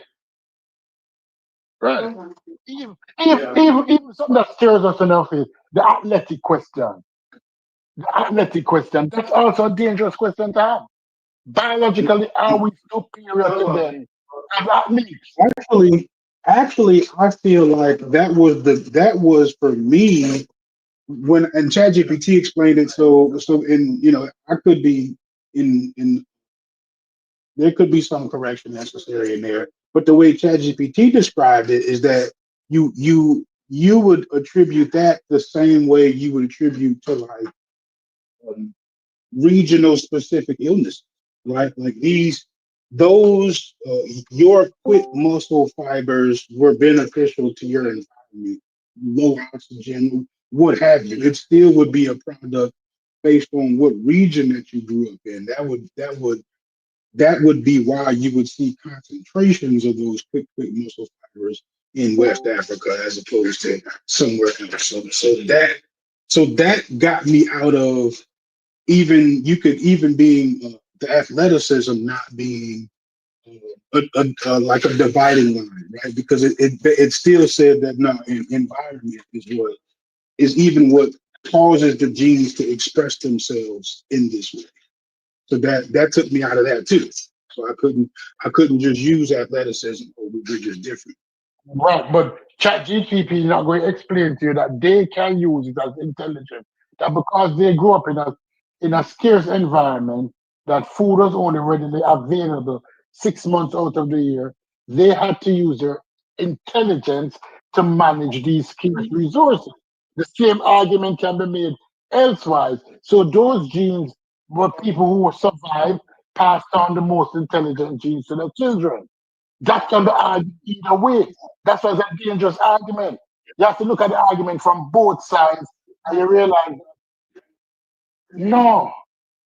No, so what it said was is that basically there are some genes, few genes where you would say are specific to this region or people group, right? But it's very few of them. And the way genes work is that one specific gene isn't like wholly responsible for one thing, right? Like a lot of things are the product of multiple genes working Right, right. together. They add them all up. Right, right. It's like Right. So zeros and even ones. if you can find a specific gene in this group that's not in the other group, because of how genes work, it doesn't automatically mean, hey, these group of people don't have empathy because they don't have, you know what I'm saying? It doesn't work. Yeah, that's why group data is tricky and you can't make individual assumptions based off of it. You know what I mean? That's why like you gotta be real careful on like having stereotypes based off group data because it kind of goes against to what it's actually measuring. You know what I mean? Mhm. No, but when we look at that, right? Because all human beings have all the same genes. When we talk about the fast twitch muscle genes and all of that, it's a misnomer. When they say, oh, they have the fast twitch muscle gene. White people have the fast twitch muscle genes also. Chinese have it. Mhm. Everybody have it. But it might be expressed more in some cultures. But they Do you have do it. you think do you think the result of the mosquito though and like malaria and sickle cell again like you can find frequencies within all groups, but you like you said you may find groups with higher frequencies of a particular thing. So a lot of people say this isn't the 100% cause, but when you talk about like fast twitch muscles and all of that, some people make an evolutionary argument dealing with like what is it, the mosquito and certain people in certain regions Malaria and sickle cell. They use uh, the association of mosquito with malaria. Malaria is a mosquito spreading disease, and it causes sickle cell is they claim that sickle cell is a biological response to the mhm. malaria vaccine. But But even the East Africans, like we can say they're superior in long distance running as a result of evolution in their environment and they genes interacting with one another as a result of them living at high altitude and shit like that. That you know what I mean? We like it'll be problematic to say they're superior in long distance running, but I mean the Olympics can give you a good idea of a lot of shit. But you can't use that to label an entire ethnic group, nation, or whatever. But you can kind of see the outliers, like a bell curve. It measures like the outliers of groups, and certain groups may have more extremes than others. That doesn't mean that a white person can't jump. That don't mean that, you know what I mean? A black person can't swim. That's not what it's saying. That's not what the group data is saying. You know what I mean? Yeah, because let me break it down how I think about it, why I dismiss most of the genes argument. Is that when we look at situation, the most elite within a population compete. But they tend to use the most elite, like Corey now, two Corey darker than me, Corey better than me. So when Corey go in a room and there's a dark skinned Corey come in the room, all the light skinned Negroes, all the yellow Negroes are going to be afraid that Corey is going to eat them up because the misnomer that is spread. But Corey is an elite dark skinned Negro. Right? 90% of dark skinned Negro are not elite. But the ride and the interpretation that dark skinned Negroes are elite. And they're proud to wear that cap. When 90% of them is bullshit. 90% of Yeah. them could have fight, right? But we use the elite in Kenya, and they mostly come from one area in Kenya, these long distance runners who live on the hill, right? Mm-hmm. To pass it down like, oh, these genes were developed. No, you're using the elite. Half of Kenya is slow. You use Usain Bolt to evaluate all of Jamaica and Shelley and Fraser. When 99.9999% of Jamaicans cannot run. And that's a dangerous thing about saying that these genes come forward because of XYZ or this malaria, this comparison. When you look at the real raw data, it's a Yeah. Nobody's saying it's 100%. It could be a 10% cause or 20% cause, but like people are like again, bro. Look, my bad to cut you. An article just came out not too long ago talking about Jews, Ashkenazi, and how the same brain they get more brain disorders than other groups of people, and it's very fatal. But at that same token, the fact they get certain brain disorders, they showed that same thing gives them higher neural connectivity as a result of that, and it's a tricky conversation to have. But guess what? That don't relate it to another causation or that either. Ashkenazi Jews get more brain tumor. I could argue that Ashkenazi Jews get more brain tumor because if you look at the genes, it has higher relationship within the group than many groups. Well, what about Just Asians? Asians have Asian flush.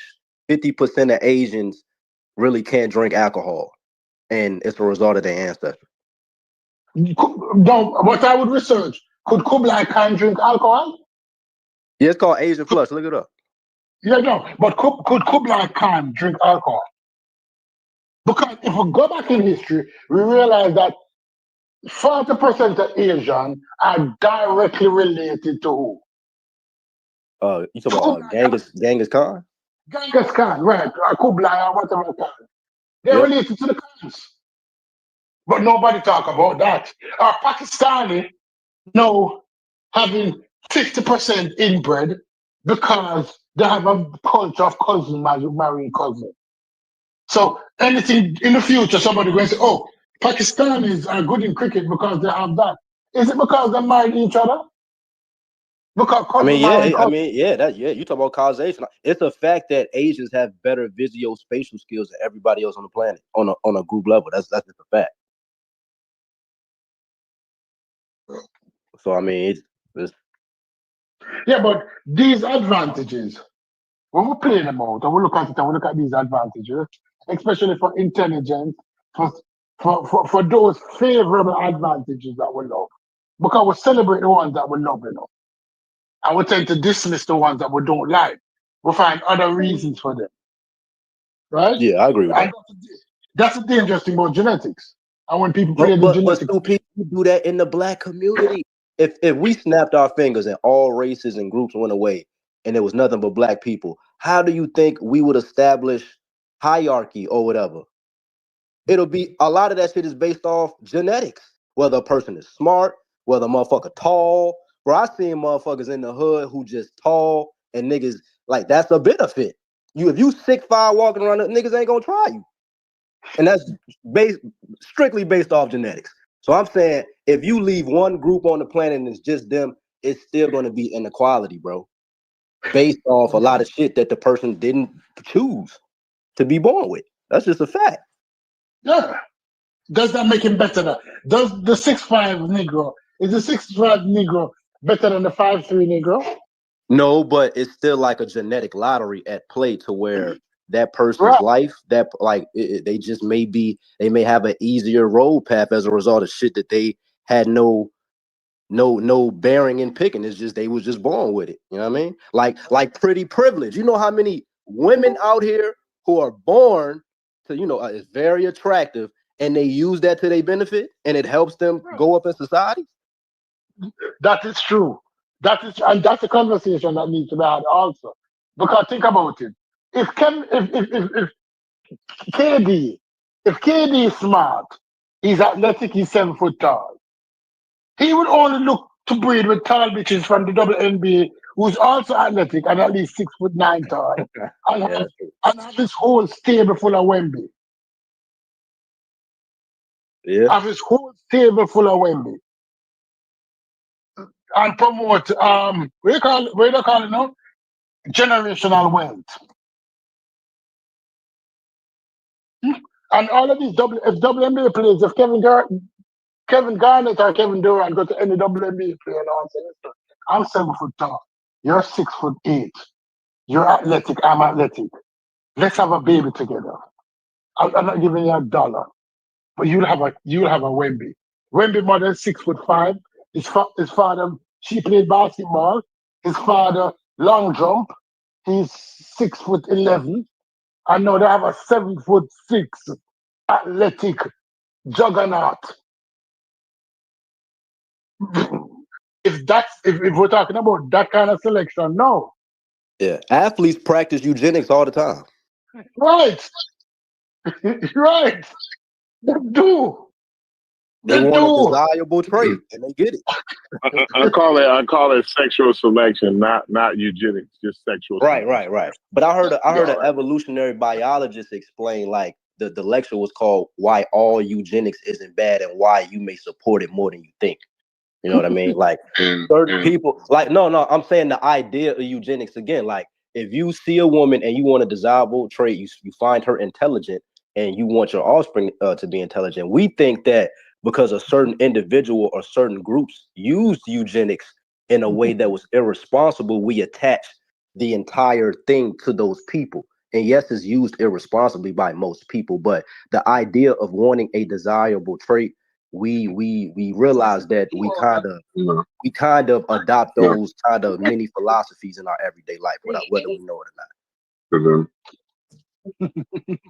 not. You shouldn't be finding the lady laying under the bridge drunk to have a baby with. Right? You want to find that college educated, healthy, young lady to childbearing young lady to have your offspring with. You don't want some frail, drunk, drug addict the laying under the bridge. Like that's not what you're not gonna choose that as to have your offspring with. Man, you come from the same community as me. You don't remember the term butterhead? Going on for years. You don't remember the term butterhead, Corey? That came from your era, I think. A butterhead, a joint that's fine as hell, and you can rap, you can do whatever, and she gonna stay no matter what. Come on, bro. You ain't got to be a bum under the bridge. We call it a butter face. We call it a butter face, not a butter face. My generation was good butter face. Yeah. Butterface was a joint with an ugly face and a fat ass. I'm bugging. Everything on her body like was a dingbat, not a dingbat. I forgot the term. It was a joint that was dumb, but she was bad. I forgot the term. Dumb bitch. Well, I always tell my wife if she was a white girl, she'd be blind. But go ahead. Yeah. Hey, but real quick, hold on. I can't yell. That's also, but we also got to take into account when these two. First off, good afternoon. You also have to take into account when these athletes are quote unquote breeding with each other. Most of their children are trash athletes. They might be very athletic, but it don't usually work out. You can't make up for the fact that this athlete is well off, can get them the best training, can get them the best whatever, but it don't necessarily mean to be athletic.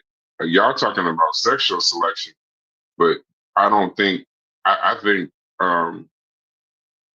economic selection is better than any breeding that you could possibly do, because that's what's held most people marginalized groups down this entire time, is people breeding and breeding financially, breeding connections, breeding networks that you can never get into because they won't breed with you. The Jack and Jills, the Why you things see like them that. them thick ass, fine ass volleyball white girls, and they with that little skinny ass nerd? She doing just what Brass is talking about. Yeah, You know economic what I mean? collection. This is so I think while we keep saying maybe we need to do this and we need to do that, we probably need to do a little bit more of that talented 10th along with all of this hard work. That And requires a I person think to think a certain way, though. That, like, economics, that's a byproduct of you having a proper framework to even implement that. So not necessarily. to tell a people, yo, we should have that financial dinners. could be your culture telling you. I cannot yell, bro. Give me a second. I'm just saying, a lot of times it ain't the person making the decision. A lot of times in those cases, I was in Jack and Jill. You get told what to do, and you don't have no fucking say in what you're doing. And then you fucking just deal with it, and then you do the same to your kids. Don't think that these people, they definitely want to fuck with the butterface and the butterheads, all of that. But they dad sort of told them, this is who it's gonna be. It's gonna be in and around this little area. And that's that. So it ain't really a personal choice. Y'all talk, not y'all, but these conversations happen a lot with personal choice of why one race does this, why one race does the other. Some of these conversations that y'all don't hear in these homes are, I'll disown your ass if you keep fucking around with dude from the block. And then that girl makes the decision as to whether she wants to go. Some of them white trash people, or some of them people that end up economically disadvantaged, a lot of times that's just a choice they made. You know what I mean? Like it's not always they made an intelligent decision or this, that, and the other. Matter of fact, Fetty, you know exactly what I'm talking about, because if you follow social media like I think you do, did you see the conversation between Kanye and Amber Rose this weekend? Funniest conversation ever. She said she was down for him. She messaged. She said, I'm down for you, and I never would have left you, and gave you head whenever I wanted, whenever you wanted. You left me for another girl, and this, that, and the other. And then all he said in a polite catback, amongst other things, was, yeah, but I found a billionaire that would do the same thing that you would do. And now my kids are set for life, no matter what happens to me. So sometimes economically, if he would have went and found somebody creative to go make better music, it might not have worked out. But his kids are now Kim Kardashian or Kardashians, set for generations. So maybe thinking like that would do us. Do you think college is like service. the I mean, to use a lack of a better word, do you think that college is kind of like the breeding grounds for shit like that? I think it's the worst place to do it, but it is. I think the most of the people, from what I understand about Jack and Jill, I know I'm not going to be on here long. What I understand about Jack and Jill, they get you early. That kind of quote unquote breeding, that kind of stuff has to happen early, and it isn't just the Jack and Jill; it's all the other groups you're in. Like you know, all the different areas, and you know, a lot of your life is manicured. Your parents take you everywhere. You see them parents that, you know, they got your whole day planned from 10 o'clock on a Saturday. You're not just sitting in the house. You know, you're going here, you're going there, you're doing this, you're doing that. So it's not, by the time you get to college is where probably a lot of the breeding messes up. If you've been to college, you realize like you get so many random trysts that you don't there isn't, you know, it's everybody's breeding. We know there's breeding going on, but it ain't very selective. No, I was saying like, again, I knew a lot of brothers who came from a certain environment, and when they were in college, they was mindful of, yeah, I got this rich joint, her parents is rich and all of that. So I remember them type of conversations. That's why I asked. Yeah, but they would never, but when we're talking about breeding, we're talking about life. Like you could have a rich, what's the name, but trust and believe that rich, what's the name's parents will pull that rich girl out of school. Okay, I see figured out. Yeah, you know what I'm saying? Like we're I meant talking to say about like the life. precursors, like Yeah, who you may eventually. A lot yeah, of the people may mindset. know Yeah, the networking mindset. with. Yeah. I tried it when I was in school. I tried when I was in high school. I already began to kind of see um uh the that's how I realized that most of the rich kids, they're messed up. Like they're really messed up. They don't have like an idea of what they're more emotional than everybody else. They seem that their mental health is lacking. Um and I would start looking at stuff like that in high school. But I got married very early in the game. So it's not I understand put it like this, I just understand those pressures. I do understand those pressures. I have two stories for you. I have two stories. They're going to be quick. Two stories. Number one, I have a brother, real bad man, right? His girlfriend, when he just left high school, he met this girl. She lived on top of the hill, basketball court, tennis court, everything in our house. And the first time she introduced my the first time she introduced my brother to her father, the next week she was at university in England. She was going to university in Jamaica. And he pulled her out and sent her to university in England. They're not putting up with the bullshit in terms of um, economic selection. You could look good, you could tall, you could strong, you could handsome. Economic selection for rich people is an important part of the lifestyle. The second story is this. A couple of years ago, I was doing a course in Broward College. And what I'm realizing is that other races playing the same game, especially the middle class ones. I'm not talking about the rich ones now. I'm talking about the working class, white girl from a working class family, or Spanish girl from a working class family. They're selecting all of the black boys from college. All of the black boys. They're not playing with them. Is that they act them like wow, because they're playing the selection game. These ambitious black men, they're going to take them in the group. They're playing an economic selection game, right? So I know my son now just went off to college. He's in Canada studying engineering. The probability of him coming home with a white girl is high. Is high. I would love to tell him that, listen, black girls forever, snow bunnies never. But I'm not going to be able to compete with the Indian and the other girls who's going to say an ambitious black guy who doing engineering. They're not going to pass it up. And they're not waiting on finished jobs because they are playing the long game. But we want instantaneous results as a black people. So, I have forgiven the Dr. Umar that I want grandchildren that look like me. I don't want a little blonde girl come and tell me, say, oh, grandpa, no, you're not mine. Your grandpa on the other side. Because they play the selection game and they play the economic selection game. That's the game that we're losing. That's the game that we're losing because can you listen to a black man with a white wife talking about black culture? It's me as a black man coming to the community now with a blonde hair, blue-eyed Becky. And I'm telling Sheffrin, we need as black people to rise, to portray this, to develop this. Nobody not listening to me. Nobody not listening to me. You fetty? You listening to a black man with a blonde hair, blue-eyed white wife?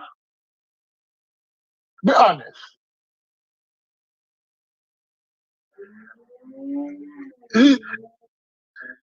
Right? And that's why I have to agree with Umar on that one point. I might call him a scammer, yes, but Snowman is not doing anything for our culture. Yeah, that's crazy you say that. That kind of sounds like I watched a documentary dealing with how like groups way back then all kind of echoed the importance of ethnic purity.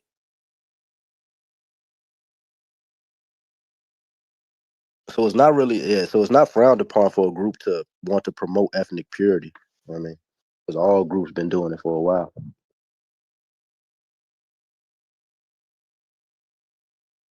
And is it an economic advantage to import other groups into your culture? I think so, because you get more ideas, and then you get a larger customer base. Right, so it's like there's two ideas contending there, right? So unless you're saying isolation is the best route, I don't think you're saying that. So like, how do you hold both positions to where, like, yes, you understand inclusion is beneficial, but you would practice exclusion at the same time.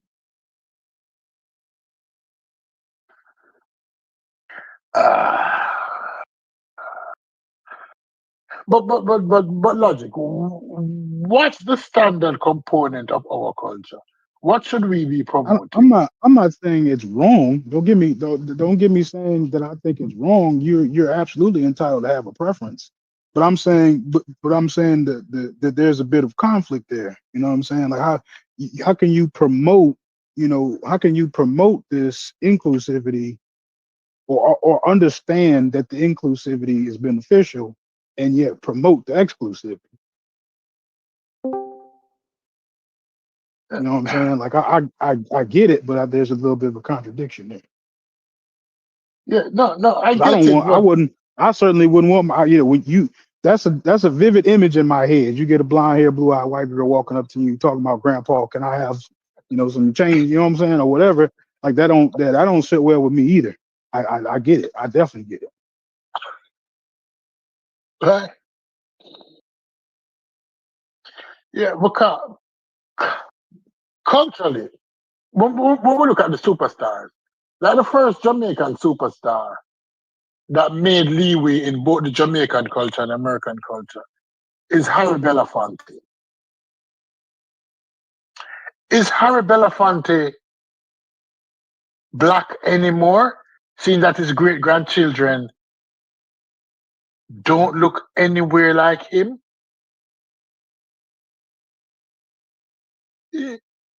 Because we live on through our children, right? So if your children and your grandchildren and your great grandchildren is now a dog, is now classified as a dog, does the wolf still exist? The same dog wolf story. The wolf that is Harry Belafonte has now been transformed into a chihuahua. Is that still Harry Belafonte? I think so. I think we've just relabeled it. When you look at the Jacksons, the grandchildren, can you still hold affinity to them to say, listen, this is a first family of African American greatness? Or Diana Ross grandchildren?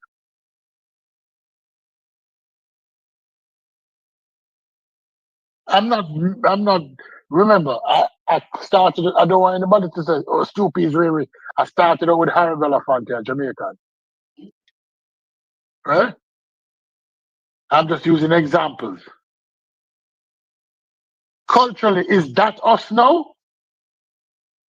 Are you saying culturally that is us, Corey?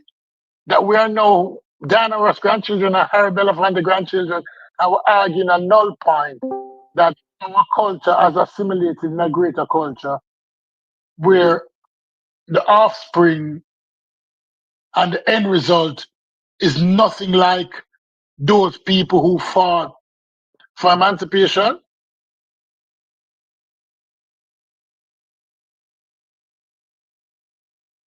Yeah, I don't think it's the genes that have changed. That's I think that's the larger argument. Is like we were saying, is it a different organism? I think I think that we're still circling around that, and that would be just like saying it head on, right? Because if it's not a new organism, then we should be getting away from the genetic differences.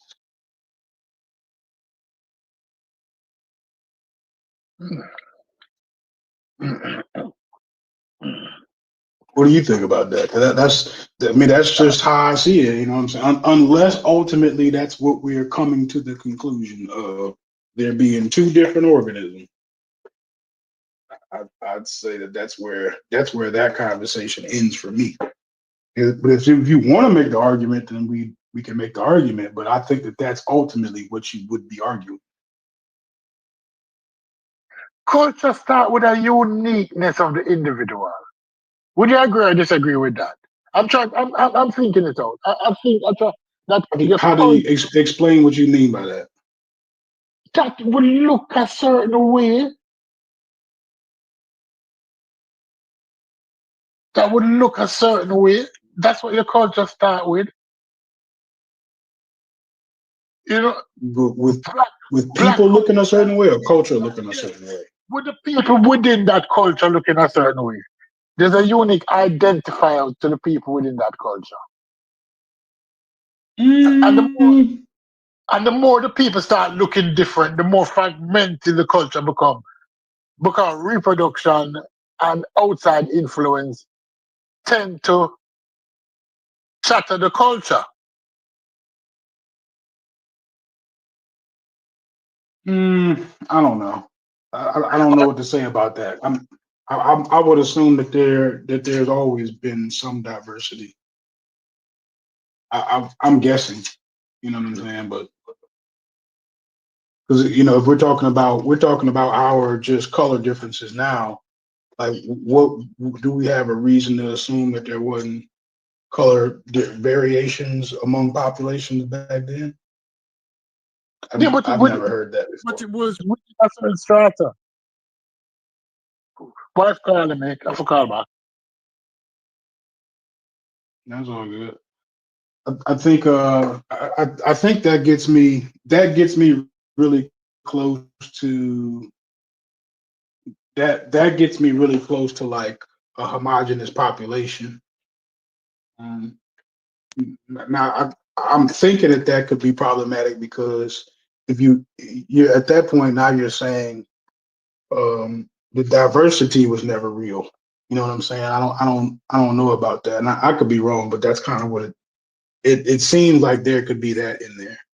So I'm more so from the standpoint of individual cultures would set different parameters on what constitutes acceptable behavior, right? Like you can have some cultures.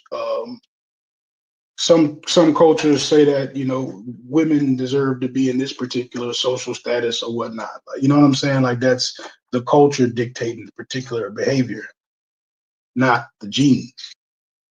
No, but wouldn't you agree with it that your culture developed first in a homogeneous society?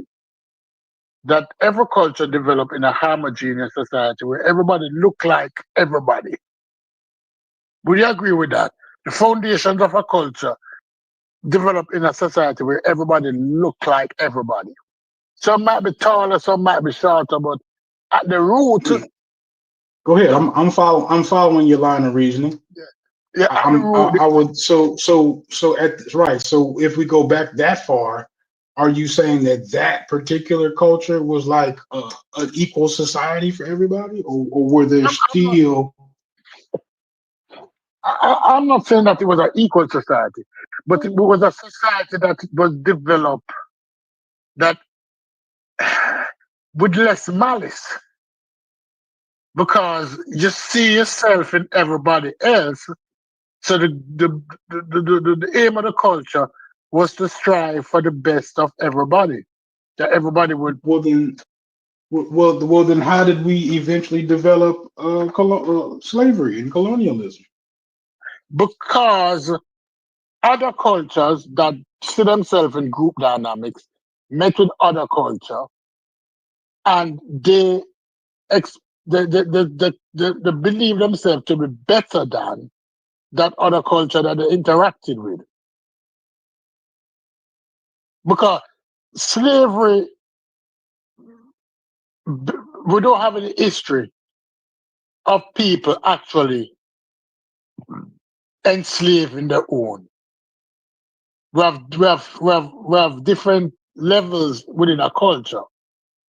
But the Egyptians weren't really enslaving other Egyptians, if we go all the way back. And if we look at modern time now, if you go to Dubai,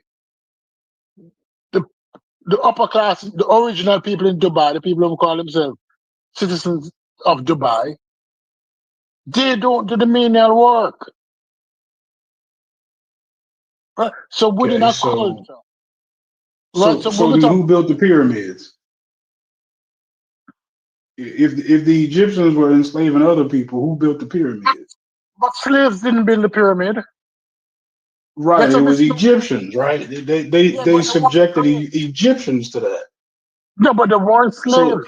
we might not describe that as slavery, but we certainly wouldn't describe that as desirable work conditions. No, it's like construction work. No, nobody wants to be out in the sun all day.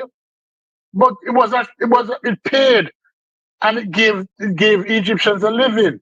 It wasn't slavery. If you go back and look at the history of the pyramids, how they were built, there were camps, I, there were medical sites put up, there were feeding stations put up.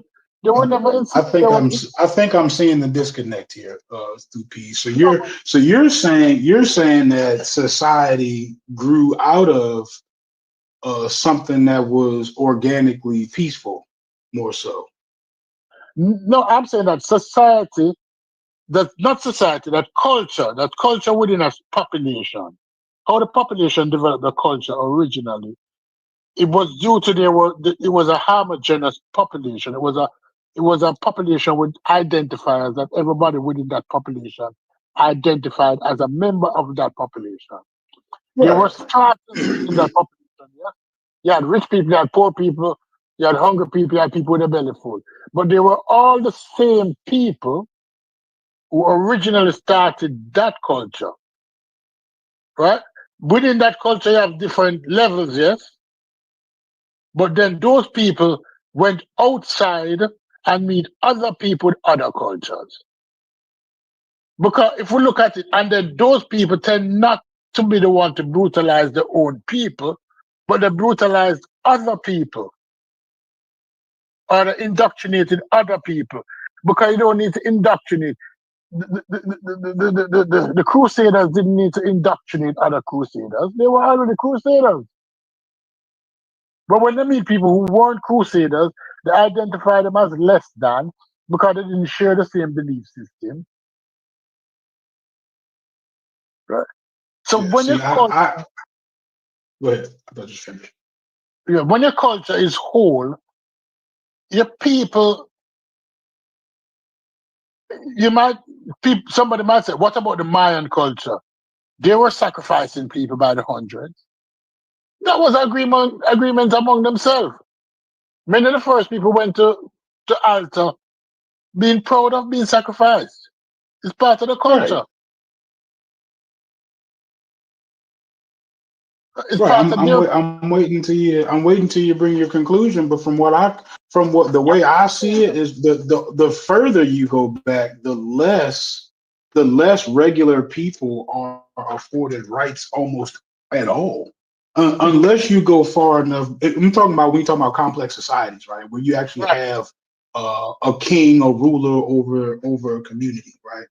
I'm not talking about you go back as far as hunter gatherers before you have No. that sort of community structure. But as soon as you get the community structure, from what I could tell, you immediately have some form of my way or the highway, and that is like the old ways, right? Old ways times that the king.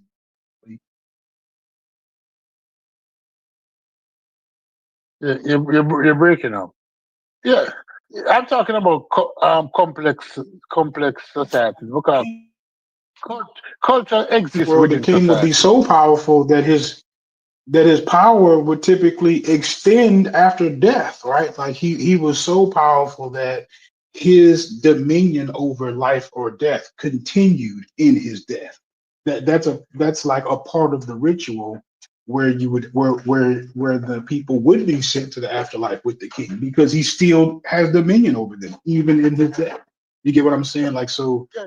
you know when I hear about the old ways, I think about the more barbaric part of society, and it took for us to grow out of it, right? Like that's where we have social evolution, and we realize that we don't have to do all this magic and all the spells, and there's a more humane way of dealing with all of this stuff. So like that's how I see it. No, but then let's look at it this way. That's a social contract that the members of the society sign with the culture. They agree with it. Because in cultures where Right. they don't agree with those rules, the culture rebel. So if you have a culture where there's not many rebellion, that means the people agree with what is going on. No, but you need a certain level of freedom to rebel, though. Free speech ain't a thing in the old world, right? Am I No, tripping? Free speech ain't a thing in the old world. no, rebellions have always happened in spite of people having less than or less freedom than. And those are the society where when people are not in agree with the cultural norms of the society, those are the society that rebellion takes place more. But in a society where people agree with the cultural norm, when they want to be Martin Luther, the Lutheran Church, who did not agree with the Catholics, he had a rebellion. So rebellions are when people don't agree with cultural norms. That's when it No, but occurs. I'm saying if I'm saying that's Martin Luther, but if Martin Luther were to mount that protest 200-300 years before that, he's just beheaded. Like you would just never hear his story, and he Yeah, don't have the freedom to protest. no, but if we wanted it, if we want to use Martin Luther 400 years before, we can use the Jews in Rome. They were rebelling. That's why they had so many crucifixions on the road to Jerusalem so many times. That when people don't agree with cultural norms, you always have rebellion, right? But when people exist in a whole unity by themselves, you may not have so many rebellions because the norms are classified within a specific group of people. Meaning that if black people, and this is the argument for separation. If black people existed, if African American existed in a state, let's say by themselves, and were allowed to develop their own culture, free of external forces, would some of the problems that we're facing now exist? With some of the problem, high crime or so-called high crime, open and close quotation, gang-related violence, would that still exist? And some people will say no, because they will police themselves better because they will be the one punishing themselves. And if you're Mm. punishing yourself, you would have more empathy towards who you're punishing versus when you're in a society now where punishment is out of your hands. So why should you subject your own to external punishment? You understand? Many things. So within a culture, it is affected by external forces severely. If a culture is able to live independently of other culture, and that can't exist. We know that that can't exist. Not in 2025, where communication is totally different. The roads have been, the ship lanes have been mapped out, telephone, telecommunication, email, right? Cultures will always be affected or influenced by external forces because of these levels of communication. But if we had a society where we were not affected by external forces, would we be in a better position? I think that's a question Chef asking. Right, and I think that that's a complicated question. I think that's it's still a complicated question because I think it's an inherent part of complex society is that you have you have a working class people. You know what I'm saying? That the working class is what seems to like allow you to make money off of it. You get what I'm saying? Like that's just some sort of way built into it. So whether it's us controlling that society, whether it's China doing it, whether it's Ibrahim Traoré doing it, like to some degree, that seems to always kind of like play a role. It's still to me seems to be a poor versus rich people thing. Like I keep going back to that. Let me give you an analogy. And this analogy is that I had a friend who went to live with his stepmother, and she used to beat all the children. Right? He lived with his mother. His mother used to beat him, but he went to live with his stepmother. His stepmother used to beat him. And I asked him one day, "What's the difference?" And he told me that when his mother beat him, he felt as if it was coming from a place of love. But when his stepmother beat him, he felt like it was coming from a place of hate, that she didn't like him. Now, in our culture, when the beat was self, it's oftentimes represented differently than when other people beat us. And that's the challenges we face. And that's some of the challenges we face when external culture come into our culture and they start to question our accomplishment or they I need start an to example. I need where an we're going. example of a loving beating. I mean, I'm talking about as a group. How can we lovingly beat ourselves? No, when I say beating, I mean punishment. I mean, it's not the what we're doing, it's why No, we're no, doing it. I'm even like chastise or like I'm trying to figure out Yeah, like yeah, so okay it's we know what the American government does. So like where's the parallel now? right. It's like the why. All right. Remember when the pound cake speech by Bill Cosby? It was a retribution. It was a pull yourself up by the bootstrap.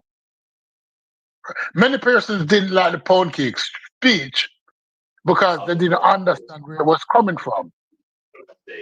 Was it coming from a place of love? Was he saying the pound cake speech because he wanted us as black people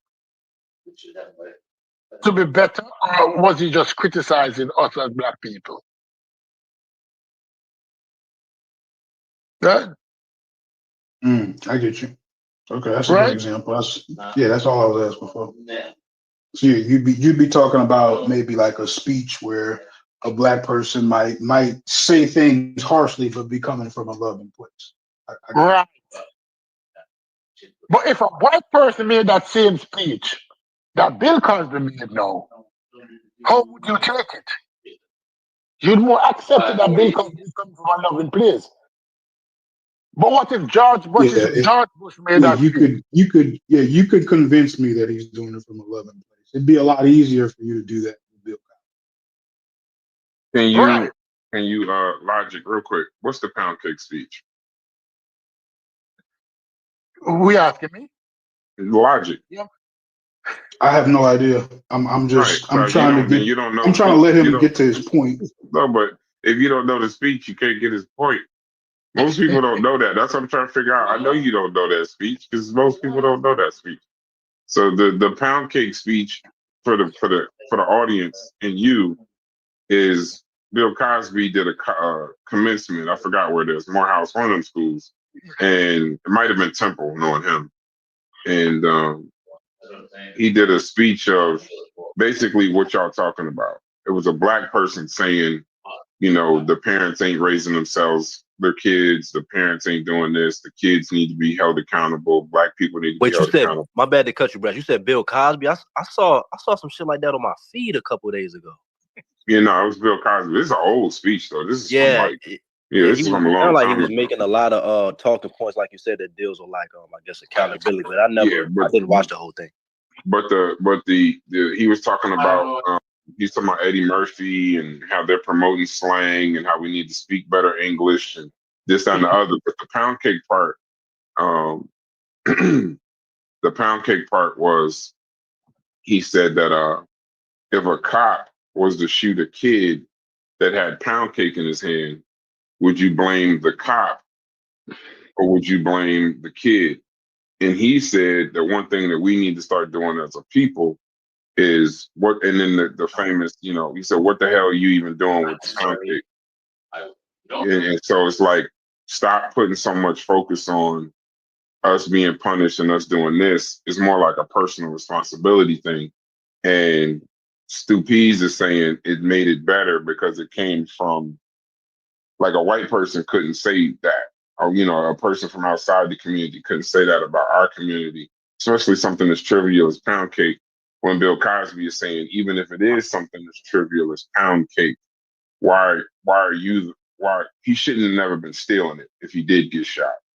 And that the lesson is stop stealing fucking pound cake. And Right. But the thing is though, Logic, you're right in saying, you know, there's what's a loving beating, because we are, you know, the dangers in trying to make it to where one is a loving beating and one is a beating from hate. At the end of it, Stu Pease, I'm gonna just tell you because you're talking to Logic. All Logic is hearing that you just beat my ass. It doesn't matter if it's coming. I'm waiting for him to get to the end. Yeah. Like I'm the thing waiting is, for him Logic. to I hate get to the to end. try to come. I tried to explain, but I knew you didn't know the pound cake shit. But Stu Pease, just to cut to the chase, that ain't a good analogy for him because the only thing he heard is that you beat his ass, and But then you you're not understand, gonna care about the loving or the hate. but you understand where I'm coming from. No, That I culture, do, but I'm saying you're talking a lot. Logic's not gonna. No, I mean, Like, I'm. That's why I'm trying to hear him, because I don't want to get bogged down on what little I disagree with him now, because I want to hear his larger point, because I may agree with him even though I don't like his yeah, but analogy. when you So, said all I know doubt is it, to beat but my yeah, ass, when you said the words so all I far know is I'm to beat my yes, ass, I know that's all you yeah, got. yes, but definitely so far I'm trying to justify not retaliating, because that's what I heard, right? So, but I gotta get there before I could say anything. I gotta get off the phone. I'm gonna let it rock for a second. I gotta get off the Yeah. phone with yeah, but culturally, what I'm saying that we can accept things when we do it to ourselves more than when other people do it to us. It wouldn't be a big demonstration. You might beat your ass, you're not going outside and demonstrate. You take a beating and you try and confirm that you don't get another beating. But if the white man beat my ass, I'm going to try like Rocky, because he's not going to beat my ass again. Right? I'm not going to beat my ass without something happening. Right? But that's what But your culture wouldn't is.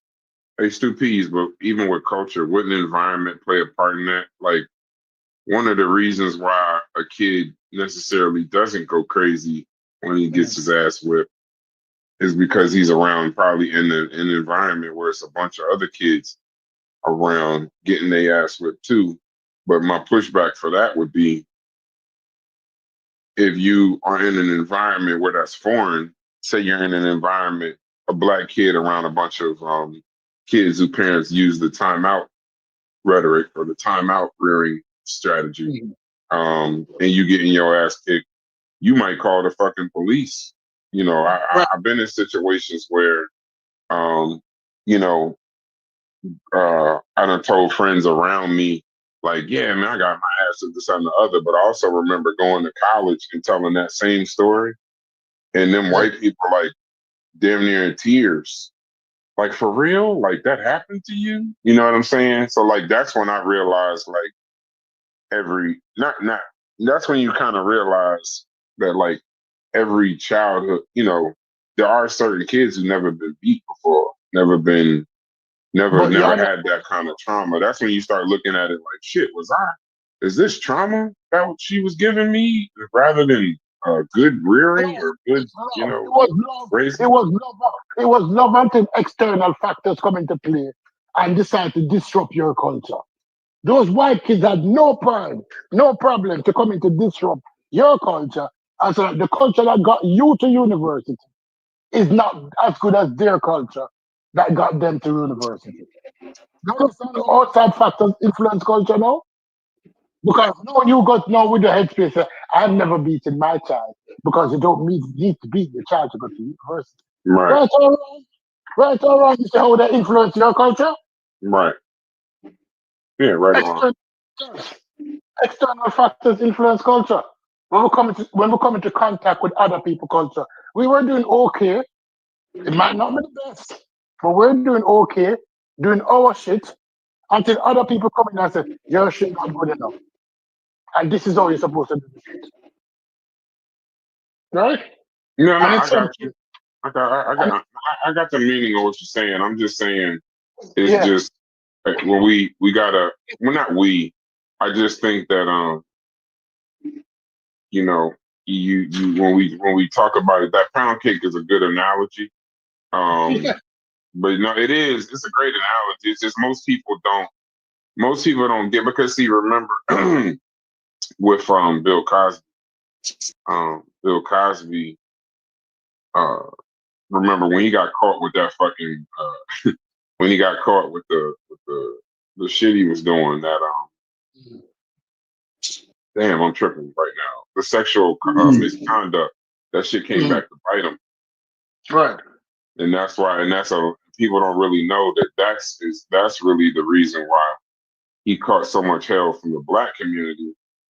Because he was always telling the black people that they need to do this and they need to do that, when the whole time what he was doing, exactly, he just didn't get caught. He had the pound cake. Yeah, but he was the one with the pound cake, exactly. He had the pound cake, right? But coming from I use that because I thought that more people would understand, because they didn't understand the whole mother beating thing. Is that where it comes from directly affect people how they think about it. Where the influence come from. And that is why when people talk about external factor, where the music come from, influences you. Right? What was their aim? Their aim was to make $1 at all costs. So it didn't matter to them if they were SPing NWA, F the police. It don't matter. Right? That caused many young men who could have been in the police force, police in the whole community, to say, I'm not being a part of a system that I say F you to. Yeah, that's what external influence in a culture does. Sometimes it's positive, sometimes it's negative. Right?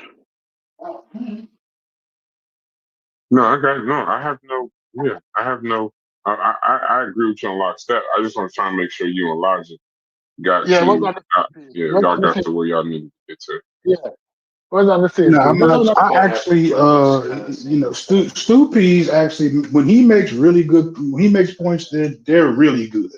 I've said it a bunch of times. Sometimes he take a while to land his plane, but I like talking to Stu P's. I like being able to have the diversity. Like I'm not tripping that he don't wholeheartedly disagree, because that's what makes the conversation good. So I'm not tripping. You know why Stu P's does how he does what he does. I'm glad he's here, is because you could tell somebody that's dealt with a lot of different facets of life. A lot of times when we talk about these conversations, the best we can give is an American point of view, or the best we can give is however many years we've been on this planet point of view. But when you talking to a striker, and you're also talking to an intelligent motherfucker, you talking to a motherfucker that, he done had ladies, he done had life experience. You know what I'm saying? They see things in a way where we just can't possibly see it, and that's why it's important. I think honestly, I hate to get into the FBA shit for half a second, but I think that's why they get shouted down as tethers so much. Because in order for some motherfuckers to run a grift on you, the tethers see it a mile away, and you got to tell them to shut up. You got to turn them into motherfuckers that get hated. But if you didn't call the Caribbean motherfuckers tethers, then you might it makes them impossible to be able to grift African Americans who don't know shit. So when somebody's telling you about what's foundational, what's black, and what's American, the tethers are actually the ones that's like, you niggas don't know what the hell y'all talking about. So I've learned that over time. I learned that from that Babylon conversation we had the other day. How easy the tether shit comes out. Stu Pease is what I call very worldly. Yeah. What Stu Pease is. Yeah. Stu Pease is the example that I keep giving. He's a little more worldly, which actually broadens our horizons by having the conversations with Stu Pease.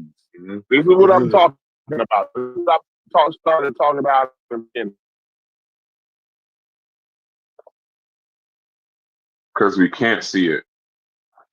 You can't see the things that he sees. You need that perspective. It might not always be the right perspective, but it's a different perspective. So to help you shape your perspective. It's like that's why I always tell Corey, talk about them unions, bro. Every chance you get. Every chance you get, talk about the unions, because that's not something people won't even look at. It's like a forgotten strength of the it's a forgotten strength of African Americans to me, is the union class. The hard work is just hard work ain't cool. And that's weird. Hard work ain't cool. When grouping up, and in them unions, black, white, all of that. It's not a black union. It's not a white union. It's a union of motherfuckers working hard, and they unite beneath the hard work. So no. It come back to that. It always come back to, you see, when I go into a community, when I was working in communities, and I go into communities, I used to like to sit down and talk to old people. When my friend went on the boat to other places, he sit down and he talks to old people. But the respect of knowledge, sometimes people don't respect the knowledge of the old people who had experience, who face problems, and how to solve those problems. Right? We're born know-it-all now. Everybody's a know-it-all. And when you're in a conversation with a know-it-all and somebody who needs to be right, when I finish a conversation here, sometimes I don't think about it, but other times I will be sitting down and I start hearing the conversation over again. And I said, what should I have learned from this conversation? What need is he addressing? Right? That's why I don't totally disagree with your friend. Because I play by the conversation in my head. And I understand where he's coming from. But many persons don't do that. When they come off the line, they dismiss everything and they come back tomorrow and they're having the same conversation with talking points that were already rebutted. Right? They didn't learn anything coming out from the conversation. So why have the conversation in the first place? Right? Because I know that Bryce don't agree with me on 90% of the things, but sometimes he thinks about it and you hear him come back and he'll make reference to it in his rebuttal to it. And I appreciate that. I didn't know what a striker was. Stu Pease. I didn't know what a striker was. When you said striker that day, you said striker. We got to remember something, Stu. I don't know. I don't claim to know everything. I don't try to know everything. But you said striker. Thank God that somebody else heard it. that it was in a position to tell me shut the fuck up and show some deference when you're talking to that particular person, because that particular person has been through some shit you haven't seen.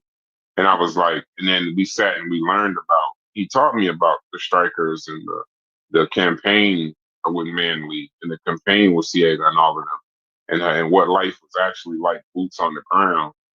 And then that's when I came back, like, okay, cool. You know, like now it's like what Chef is saying. It's the world, it's the worldly. Don't let everybody know.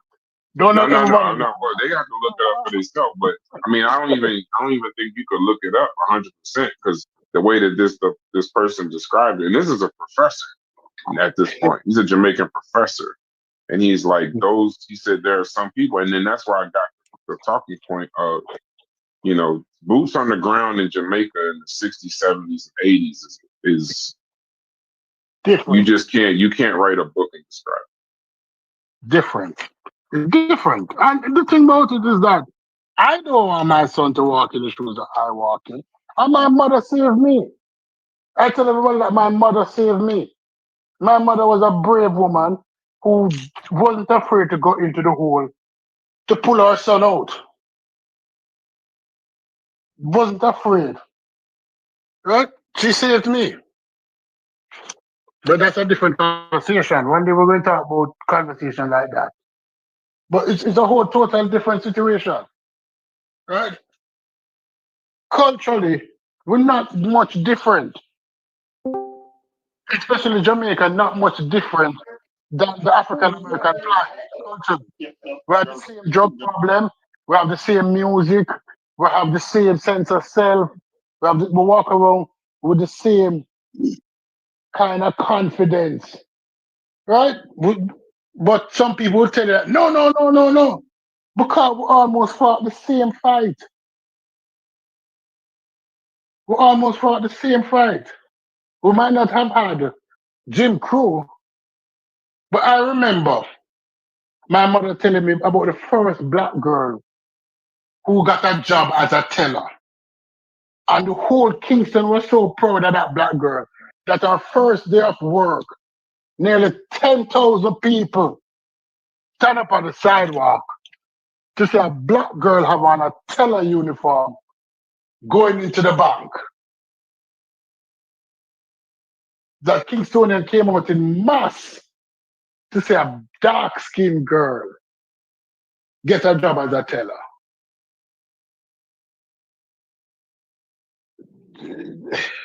That's what we're fighting. That's what we're fighting. That's what we've always been fighting. For recognition, for a sense of self. To show the world that, listen, I am not only as good as you, I can be better than you. You know what young girl, one young girl inspired? Yeah. Shelly Fraser-Pryce was the first Jamaican to win a 100-meter gold medal at the Olympics. You know how much thousands of Jamaican young girls have Shelly Fraser-Pryce as their hero? And that was when? That was like 20 years ago. She won in her last World Championship this year. Even American black girls. Melissa Jefferson. When you hear Melissa Jefferson talk about Shelly Fraser-Pryce, you swear that Shelly Fraser-Pryce is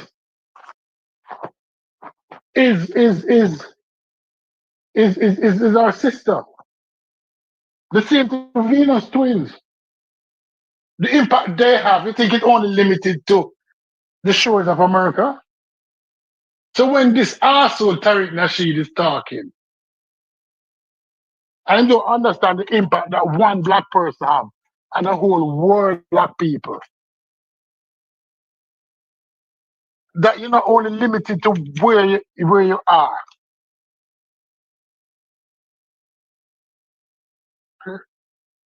But Tariq Nasheed knows that though. But that's the asshole.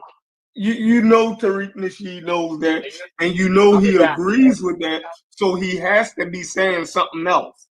If he did a whole documentary on the Haitian Revolution and you seen the pride that he exuded from, you know, learning about the Haitian Revolution. Why was that a necessity for him to make the documentary for African Americans? Why was Hidden Colors, you dig what I'm saying, such a big deal for him? And he talked about the global Black presence and African presence around the world and their contributions to civilization. So you know he understands Black as something universal. You dig what I'm saying? So he obviously is talking about something else when he's talking about FBA. So you can't dismiss, you know, him because you've seen his previous work. So what is he talking about with FBA that's making you so uneasy about? It ain't his intelligence or him knowing that Black people collectively as a whole. He's talking about a delineation. Jamaicans can talk about Jamaicans and Jamaican pride and Jamaican and have confidence in it. You dig what I'm saying? You're not going to include an African American or another Black people into your Jamaican history and your Jamaican pride. That's something delineated and separate from the rest of the Black world in totality, right? Do you agree with that? No, I agree with the delineation. I have no problem with the delineation. Okay. None whatsoever. My problem is this, that what I get, I don't know what other people get from it, but this is what I get from it, right? Is that he's selling to many persons that other people don't take pride in American accomplishment. That other Black people disregard the Black Americans. And that is not true. And that is not true. Right? Many, I'm not going to say all, but many Black persons' resolve was built on those of Martin Luther King, Stokely Carmichael, the Harlem Renaissance. Those people actually impacted Africa at a certain level, the Caribbean at a certain level, that is immeasurable. But if you listen to him speak, it's like other African people, other Caribbean people have no respect for the Americans. And that's not true. And then he said, since they have no respect for the Americans, we should not respect them. That's what he's saying. Right. And if you go worldwide and ask Africans about certain individuals, you'll be surprised of what they know. Because even when it was not formally taught, it was talked about. It was talked about. But then to act like that rivalry between Black ethnic groups don't exist would be disingenuous also. You feel me? To not think that Caribbeans and other Africans, right, that come, or Black people that come to America, even though y'all see the commonality with us, there is competition. There is a level of I want to outdo them niggas also. You dig what I'm saying? Like to a point where we are acknowledging that. You dig what I'm saying? Like, yeah, like Busta Rhymes said it. You know what I mean? When Busta Rhymes sat there and said, you know, Black Americans don't have no culture. You know what I mean? They get it all from us. This, that, and the third. Right? Yo, to act like that's not a sentiment, right, would be disingenuous.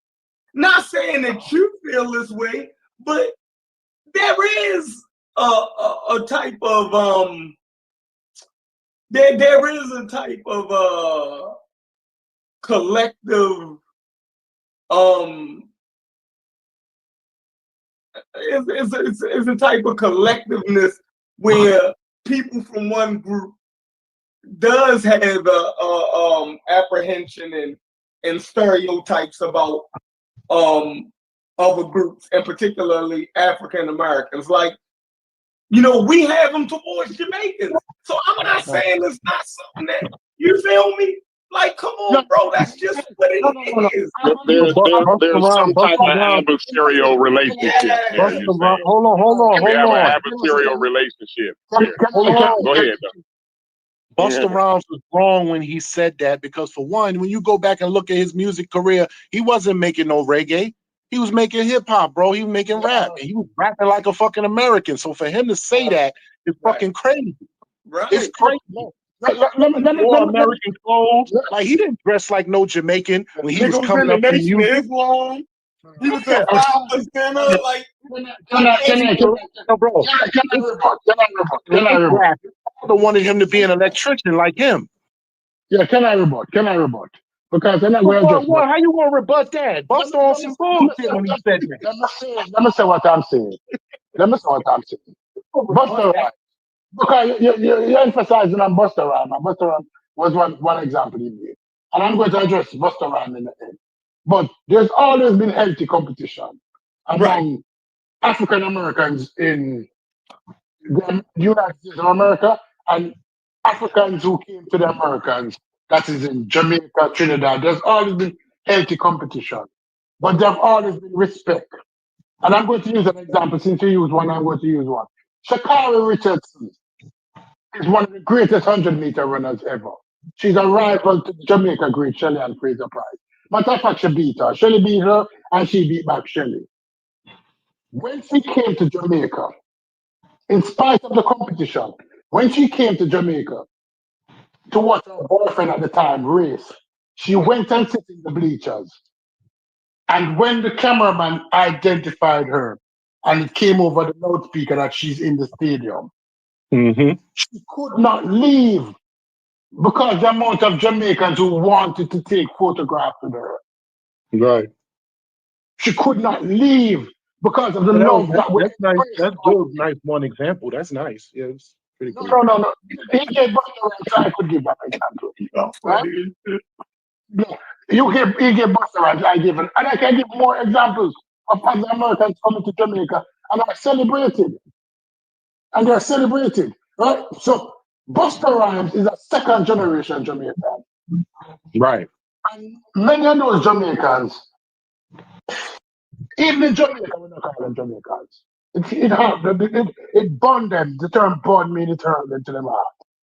Because Jamaicans don't call them Jamaicans. Jamaicans say, you're not Jamaican. You have some Jamaican culture, but you're not Jamaican. Right? And his level of competition is different. And what he's saying, what he's speaking from is a point of ignorance. Exactly. That's what I'm getting after. That you made my point, Stoopy. Thank you. Yes, but I agree with you. I only disagree with you. I'm not remoting that he's speaking from a point of ignorance. But that is the problem here. Because culturally, here and in Jamaica, is that now, instead of we have our educated sector to speak for us, we have our entertainers speaking for us. Imagine watching Vybz Kartel talk about something. You know, it cringe my heart that this dance is the one that representing us because it's popular. Yep. So, but that's a problem that we face. The teacher, they call him the teacher. You know, unique to Jamaica. Here, the entertainers started speaking for most African Americans. And when did entertainers now become the ones speaking for us? And I classify Tariq Nasheed as an entertainer. Because I don't believe, and this is my belief system, that 10% of Black Americans wholeheartedly agree with you. Wholehearted, I say. Right? But if I say wholeheartedness, I don't agree that 70% of Black Americans wholeheartedly agree with him. Then when they hear him talk about this thing, they just laugh. So I don't make the areas of the FBI a problem with me. Because I know that the majority of Black Americans, although they understand the need for delineation, as you said, understand the need for their own group, they don't wholeheartedly agree with how he wants to go about alienating other people. Mm-hmm. I don't have a problem with it. I don't have a problem with identifying who you are and celebrating who you are. That's culture. I spoke about it earlier.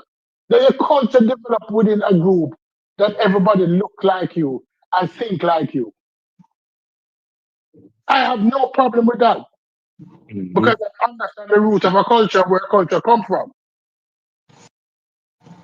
But his process of trying to secure some level of delineation, how his approach with it, that's what I agree with.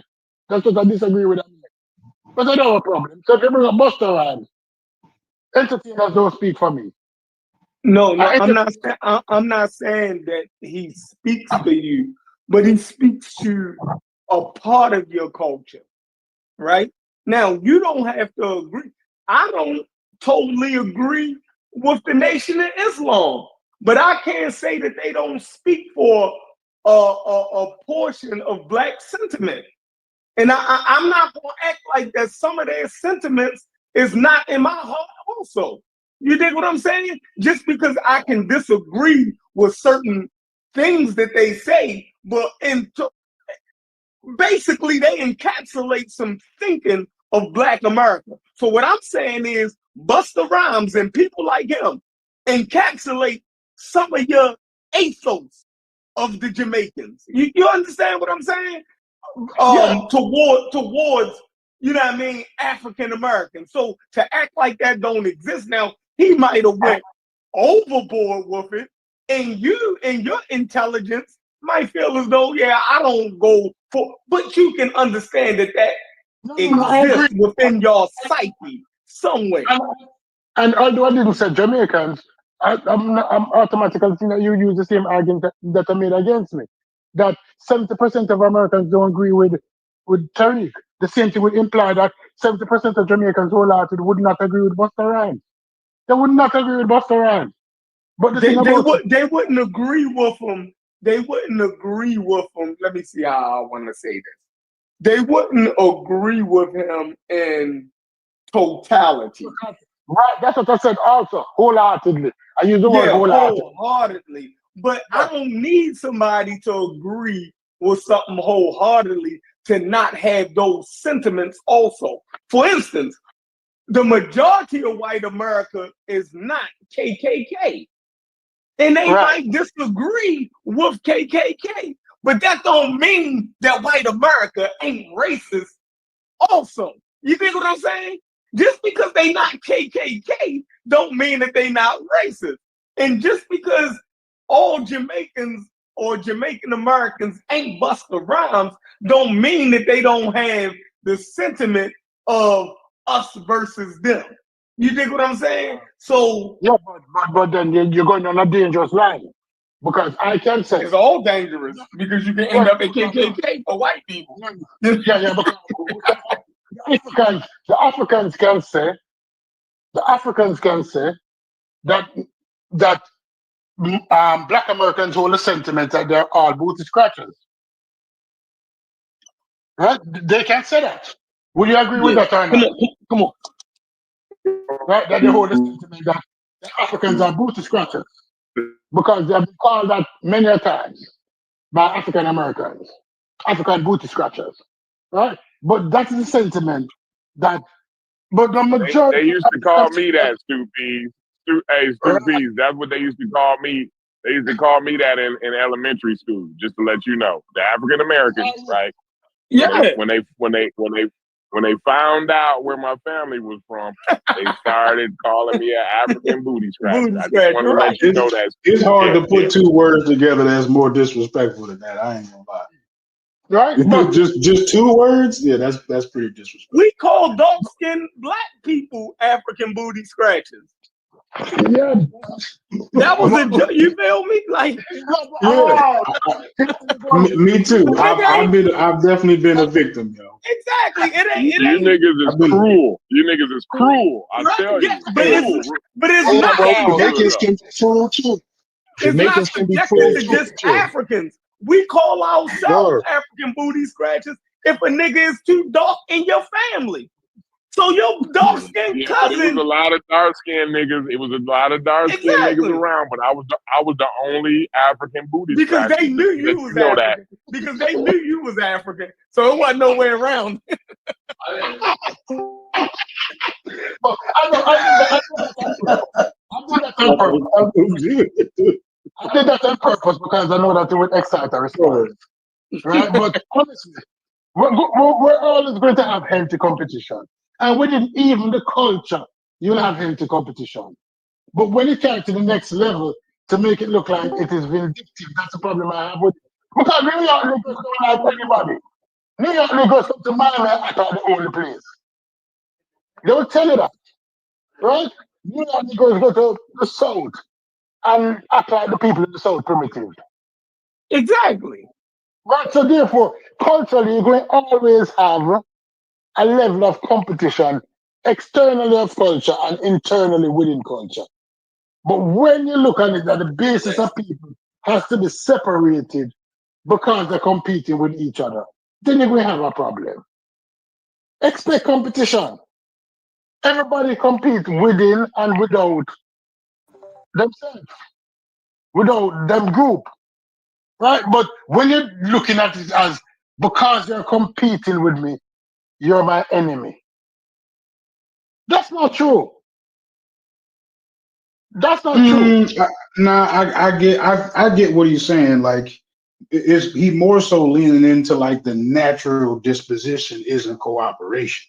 That is that more of what you actually saying, Chef, or am I over? No, because there was cooperation at times.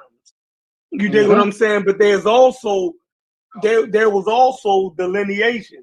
Remember, Jamaicans in the 20th century wasn't their first time coming to the United States, right? They came to the United States during slavery also. You dig what I'm saying? And I guarantee you there was issues during slavery that African Americans and Jamaicans had. Meaning Jamaicans came to America with certain skills. You dig what I'm saying? During slavery. You think that they didn't get special treatment? Those slaves who had particular skills that say African Americans didn't have. You think that wasn't an issue there?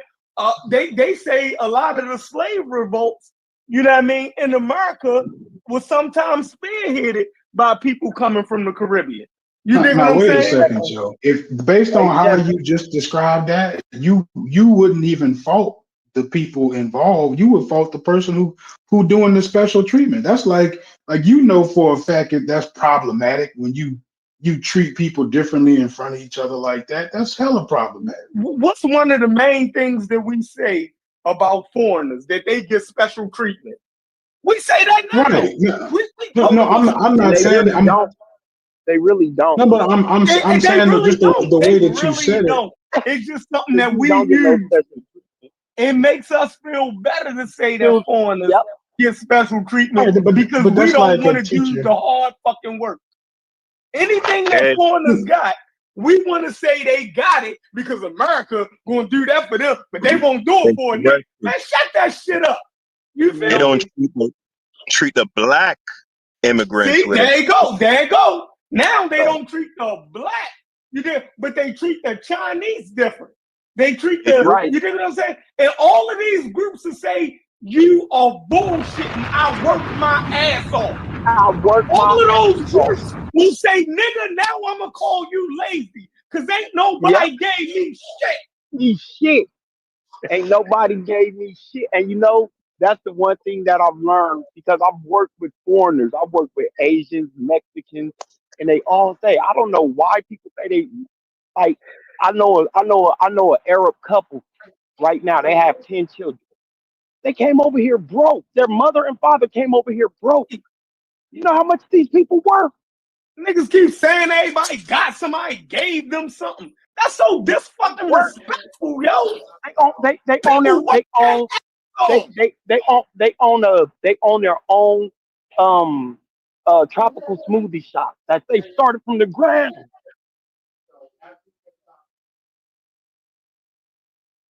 They work their ass off and open a tropical smoothie cafe.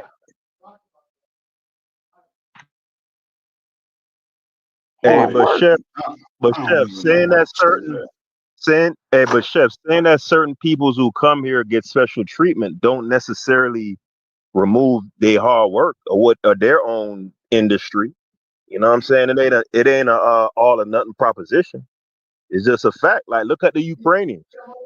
Like they're not What, treating. They would never in a what million years special treat treatment no. are the Ukrainians Hold getting? on, hold on, hold on.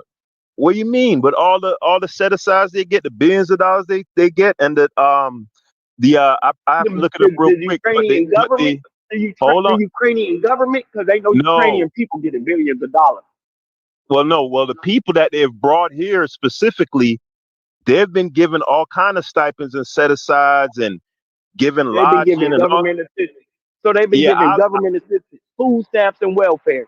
And you mad that they giving white people nah. They food got stamps and welfare? Who was food stamps and welfare made for? It was made for who? White people. yeah, but that ain't. But wait a minute, that ain't got They nothing to give do with my so point. you mad that they giving white people welfare? No, it's not about being. It's This not shit about being crazy. mad, brother. Hold on, brother. It's not about being upset. I'm just stating the facts are as they are. That's it. So when Chef says that immigrant groups, I was just making the point that Just you giving can them get. welfare. Yeah, I got that. Can I make Government my point though, assistance is bro? welfare. What Brother, is your brother, point, brother, Haskell? brother. I got a real issue with people talking over me. Like you keep doing it, I'm gonna end up cussing you out and calling you names. So I'm just Haskell, you know who politely. this I'm gonna. is. I know who it Haskell, is, you but know who this it is. doesn't And you know matter who I you. don't care about any names. You can give me names. Sabio, can we just have civil? Can we have a civil conversation without you just cutting me Cool. off? That's all Cool. I'm I'm just asking trying to for, figure brother. out what your point is because it don't seem to be making Yeah, a yeah. point. But I need you to stop talking in order for me to make my point. Do you get that? If you think you got one, go ahead. I don't Stop think you have one. fucking talking, please. Try to make your My point. only man, shut the fuck up, man. Why you niggas act like hoes, bruh? Like you can't. I'm talking to respectfully as fuck, Go and you ahead. just I'm making it a listening. and you making it a point to be an asshole. Right. Haskell, now you've been on your best behavior all morning. Let's keep the trend Damn, going. Keep the trend I done going. I'm asked the proud of man you. 5, 6, Proud of 7 you. fucking times, dog. Please, I'm begging the I'm man, letting please, you bruh. waiting for you to go. I'm on When site. you Go. Hey, you hey, turn Haskell, you on know a nigga, me and you dog. butt heads at time, yo. Don't Bro, get It ain't derailed, about yo. Don't it get ain't about butting derailed. heads, bruh. bro, go ahead. It ain't about butting heads, Haskell, bruh. go But ahead. every You, 3 you words got the I'm floor, saying, a bro. You nigga got it. bud. No, I gotta say it, bruh. I gotta get through No, this. you You don't. still Go. cut me I've been off. waiting. Yes, I do, bitch ass nigga. Shut up. You whole Fuck, ass nigga, shut dummy. up. Say what you gotta say, you Damn, nigga. stupid Say what ass, the fuck retarded you gotta say, ass bitch. nigga. Say what the fuck you gotta say, Dumb you ass bitch. nigga, man. Now, Shut the fuck up. what? Use a bitch too. Now, say what the fuck you gotta say, Shut bitch. up, dog. No, I Say what the can't fuck finish you saying gotta what I'm say. saying if you stop Say talking. it. All you You know gotta do what? is say it. I'm not gonna be yelling at my phone. Yeah, this is Oh, crazy. now you Use a mad. Now you use a mad. fuck. I am mad. Use a fuck nigga, and I am mad. But somebody else go ahead. Oh, okay. So I'm gonna go because his point apparently wasn't that important. Because all it sounds like he's doing is he's upset because America has been honoring their creed to give immigrants welfare assistance when they come over here broke and destitute, as Man, it says in their you have a constitution. special skill for missing the obvious and missing the point. That's That was not the not point that I was making. I I didn't get was welfare. simply making the point that towards what Chef was saying was that the whole special treatment thing. And I said that's only reserved for people of their race, right? Or it's not reserved for black folks. That's the only point that I made. Not that I'm mad or they shouldn't do it or none of that. Where did that come from? Let me say something. Hold on. Let me say something. People need to understand. Most Caribbean immigrants who come into this country, coming through the filing process, the legal process. When they're coming in this country through the legal process, there is a form that needs to be signed. It's called the affidavit of support. This form is necessary that the person who is coming into America will not be a burden.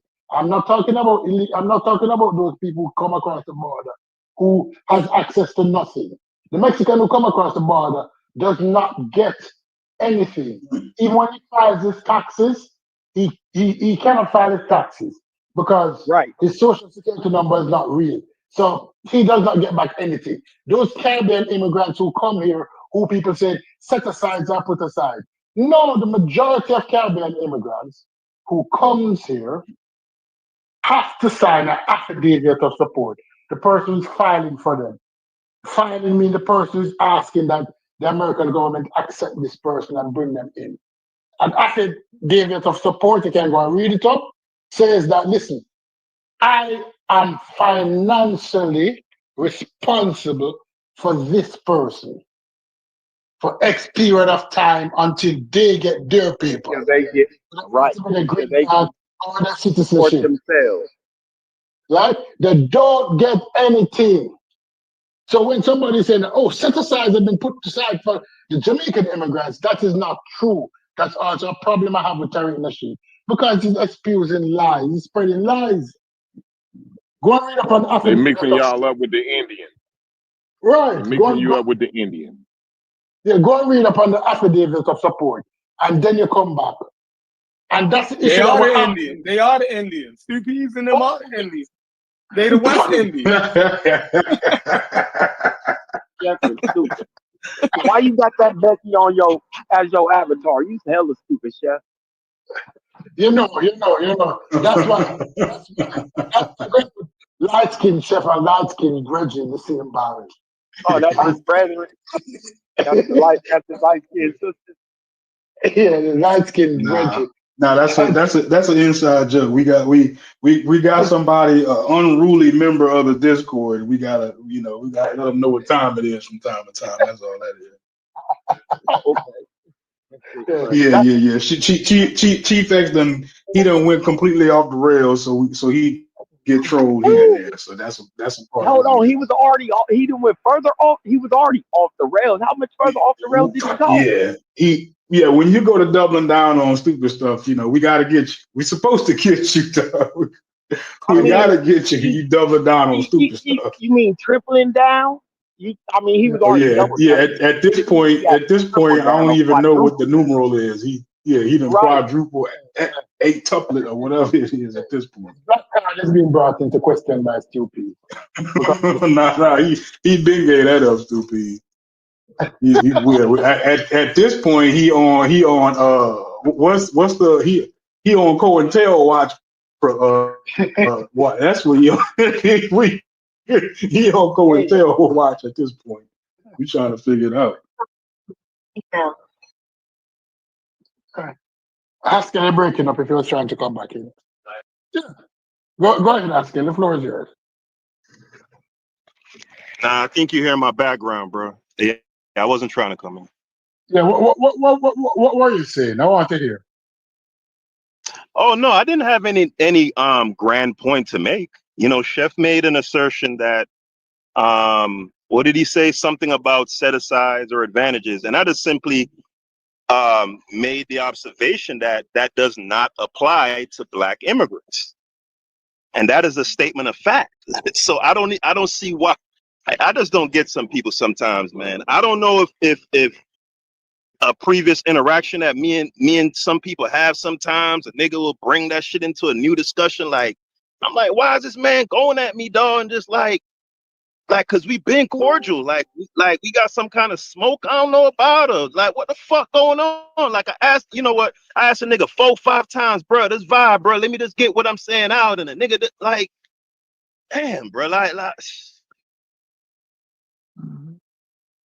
Yeah, but trust me, a lot of people think that they're set aside, but there's no. Black immigrants oftentimes, majority of Black immigrants come to America through formal channels of immigration. And those people who come with formal channels of immigration, they're not going to offer them any help or aid. The Cubans got it. What they do, I was just gonna say that. Sorry, I know I'm cutting you off very rudely. Yeah. But I was just gonna use that exact same example. The way how the U.S. government treats Cubans versus Haitians is night and fucking day. That's facts. But go ahead, Stupies. I'm sorry to I cut you off.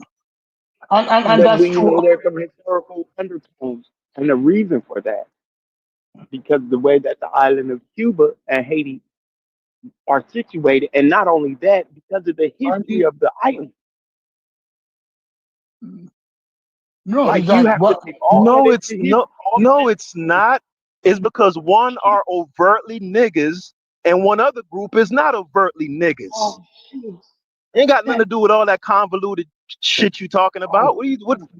What situation you're right. of the eye? What are you You talking are about? absolutely. You're absolutely right. You're absolutely right. I'm not even gonna talk about you. You're right. You're right. You're right. America that signed the treaty that Haiti would not get no assistance from them because of some shit that happened when they got their independence. If you don't know about that, that's not me. That's not They for me to know about teach you or that, you. Sabio, but that That's still not for me ties to back teach to you. it That You, still still ties ties back yo, back to a hold on, but it still yo, ties back to a racial impetus. Them clicking yo, up but with the French, them clicking up with the French and other European entities to subjugate Haiti, that's still based on race. What are we talking about? yeah, I deny that. So I'm saying that it has to do with history. It has nothing to do and which ties into the political situation of Haiti right now. The historical situation ties into the political situation that we are talking about with Haiti and Cuba. If you don't see that, I don't know no, how you miss it. it had to do primarily with race. Is that Haiti was the first African country It's with not African 100%.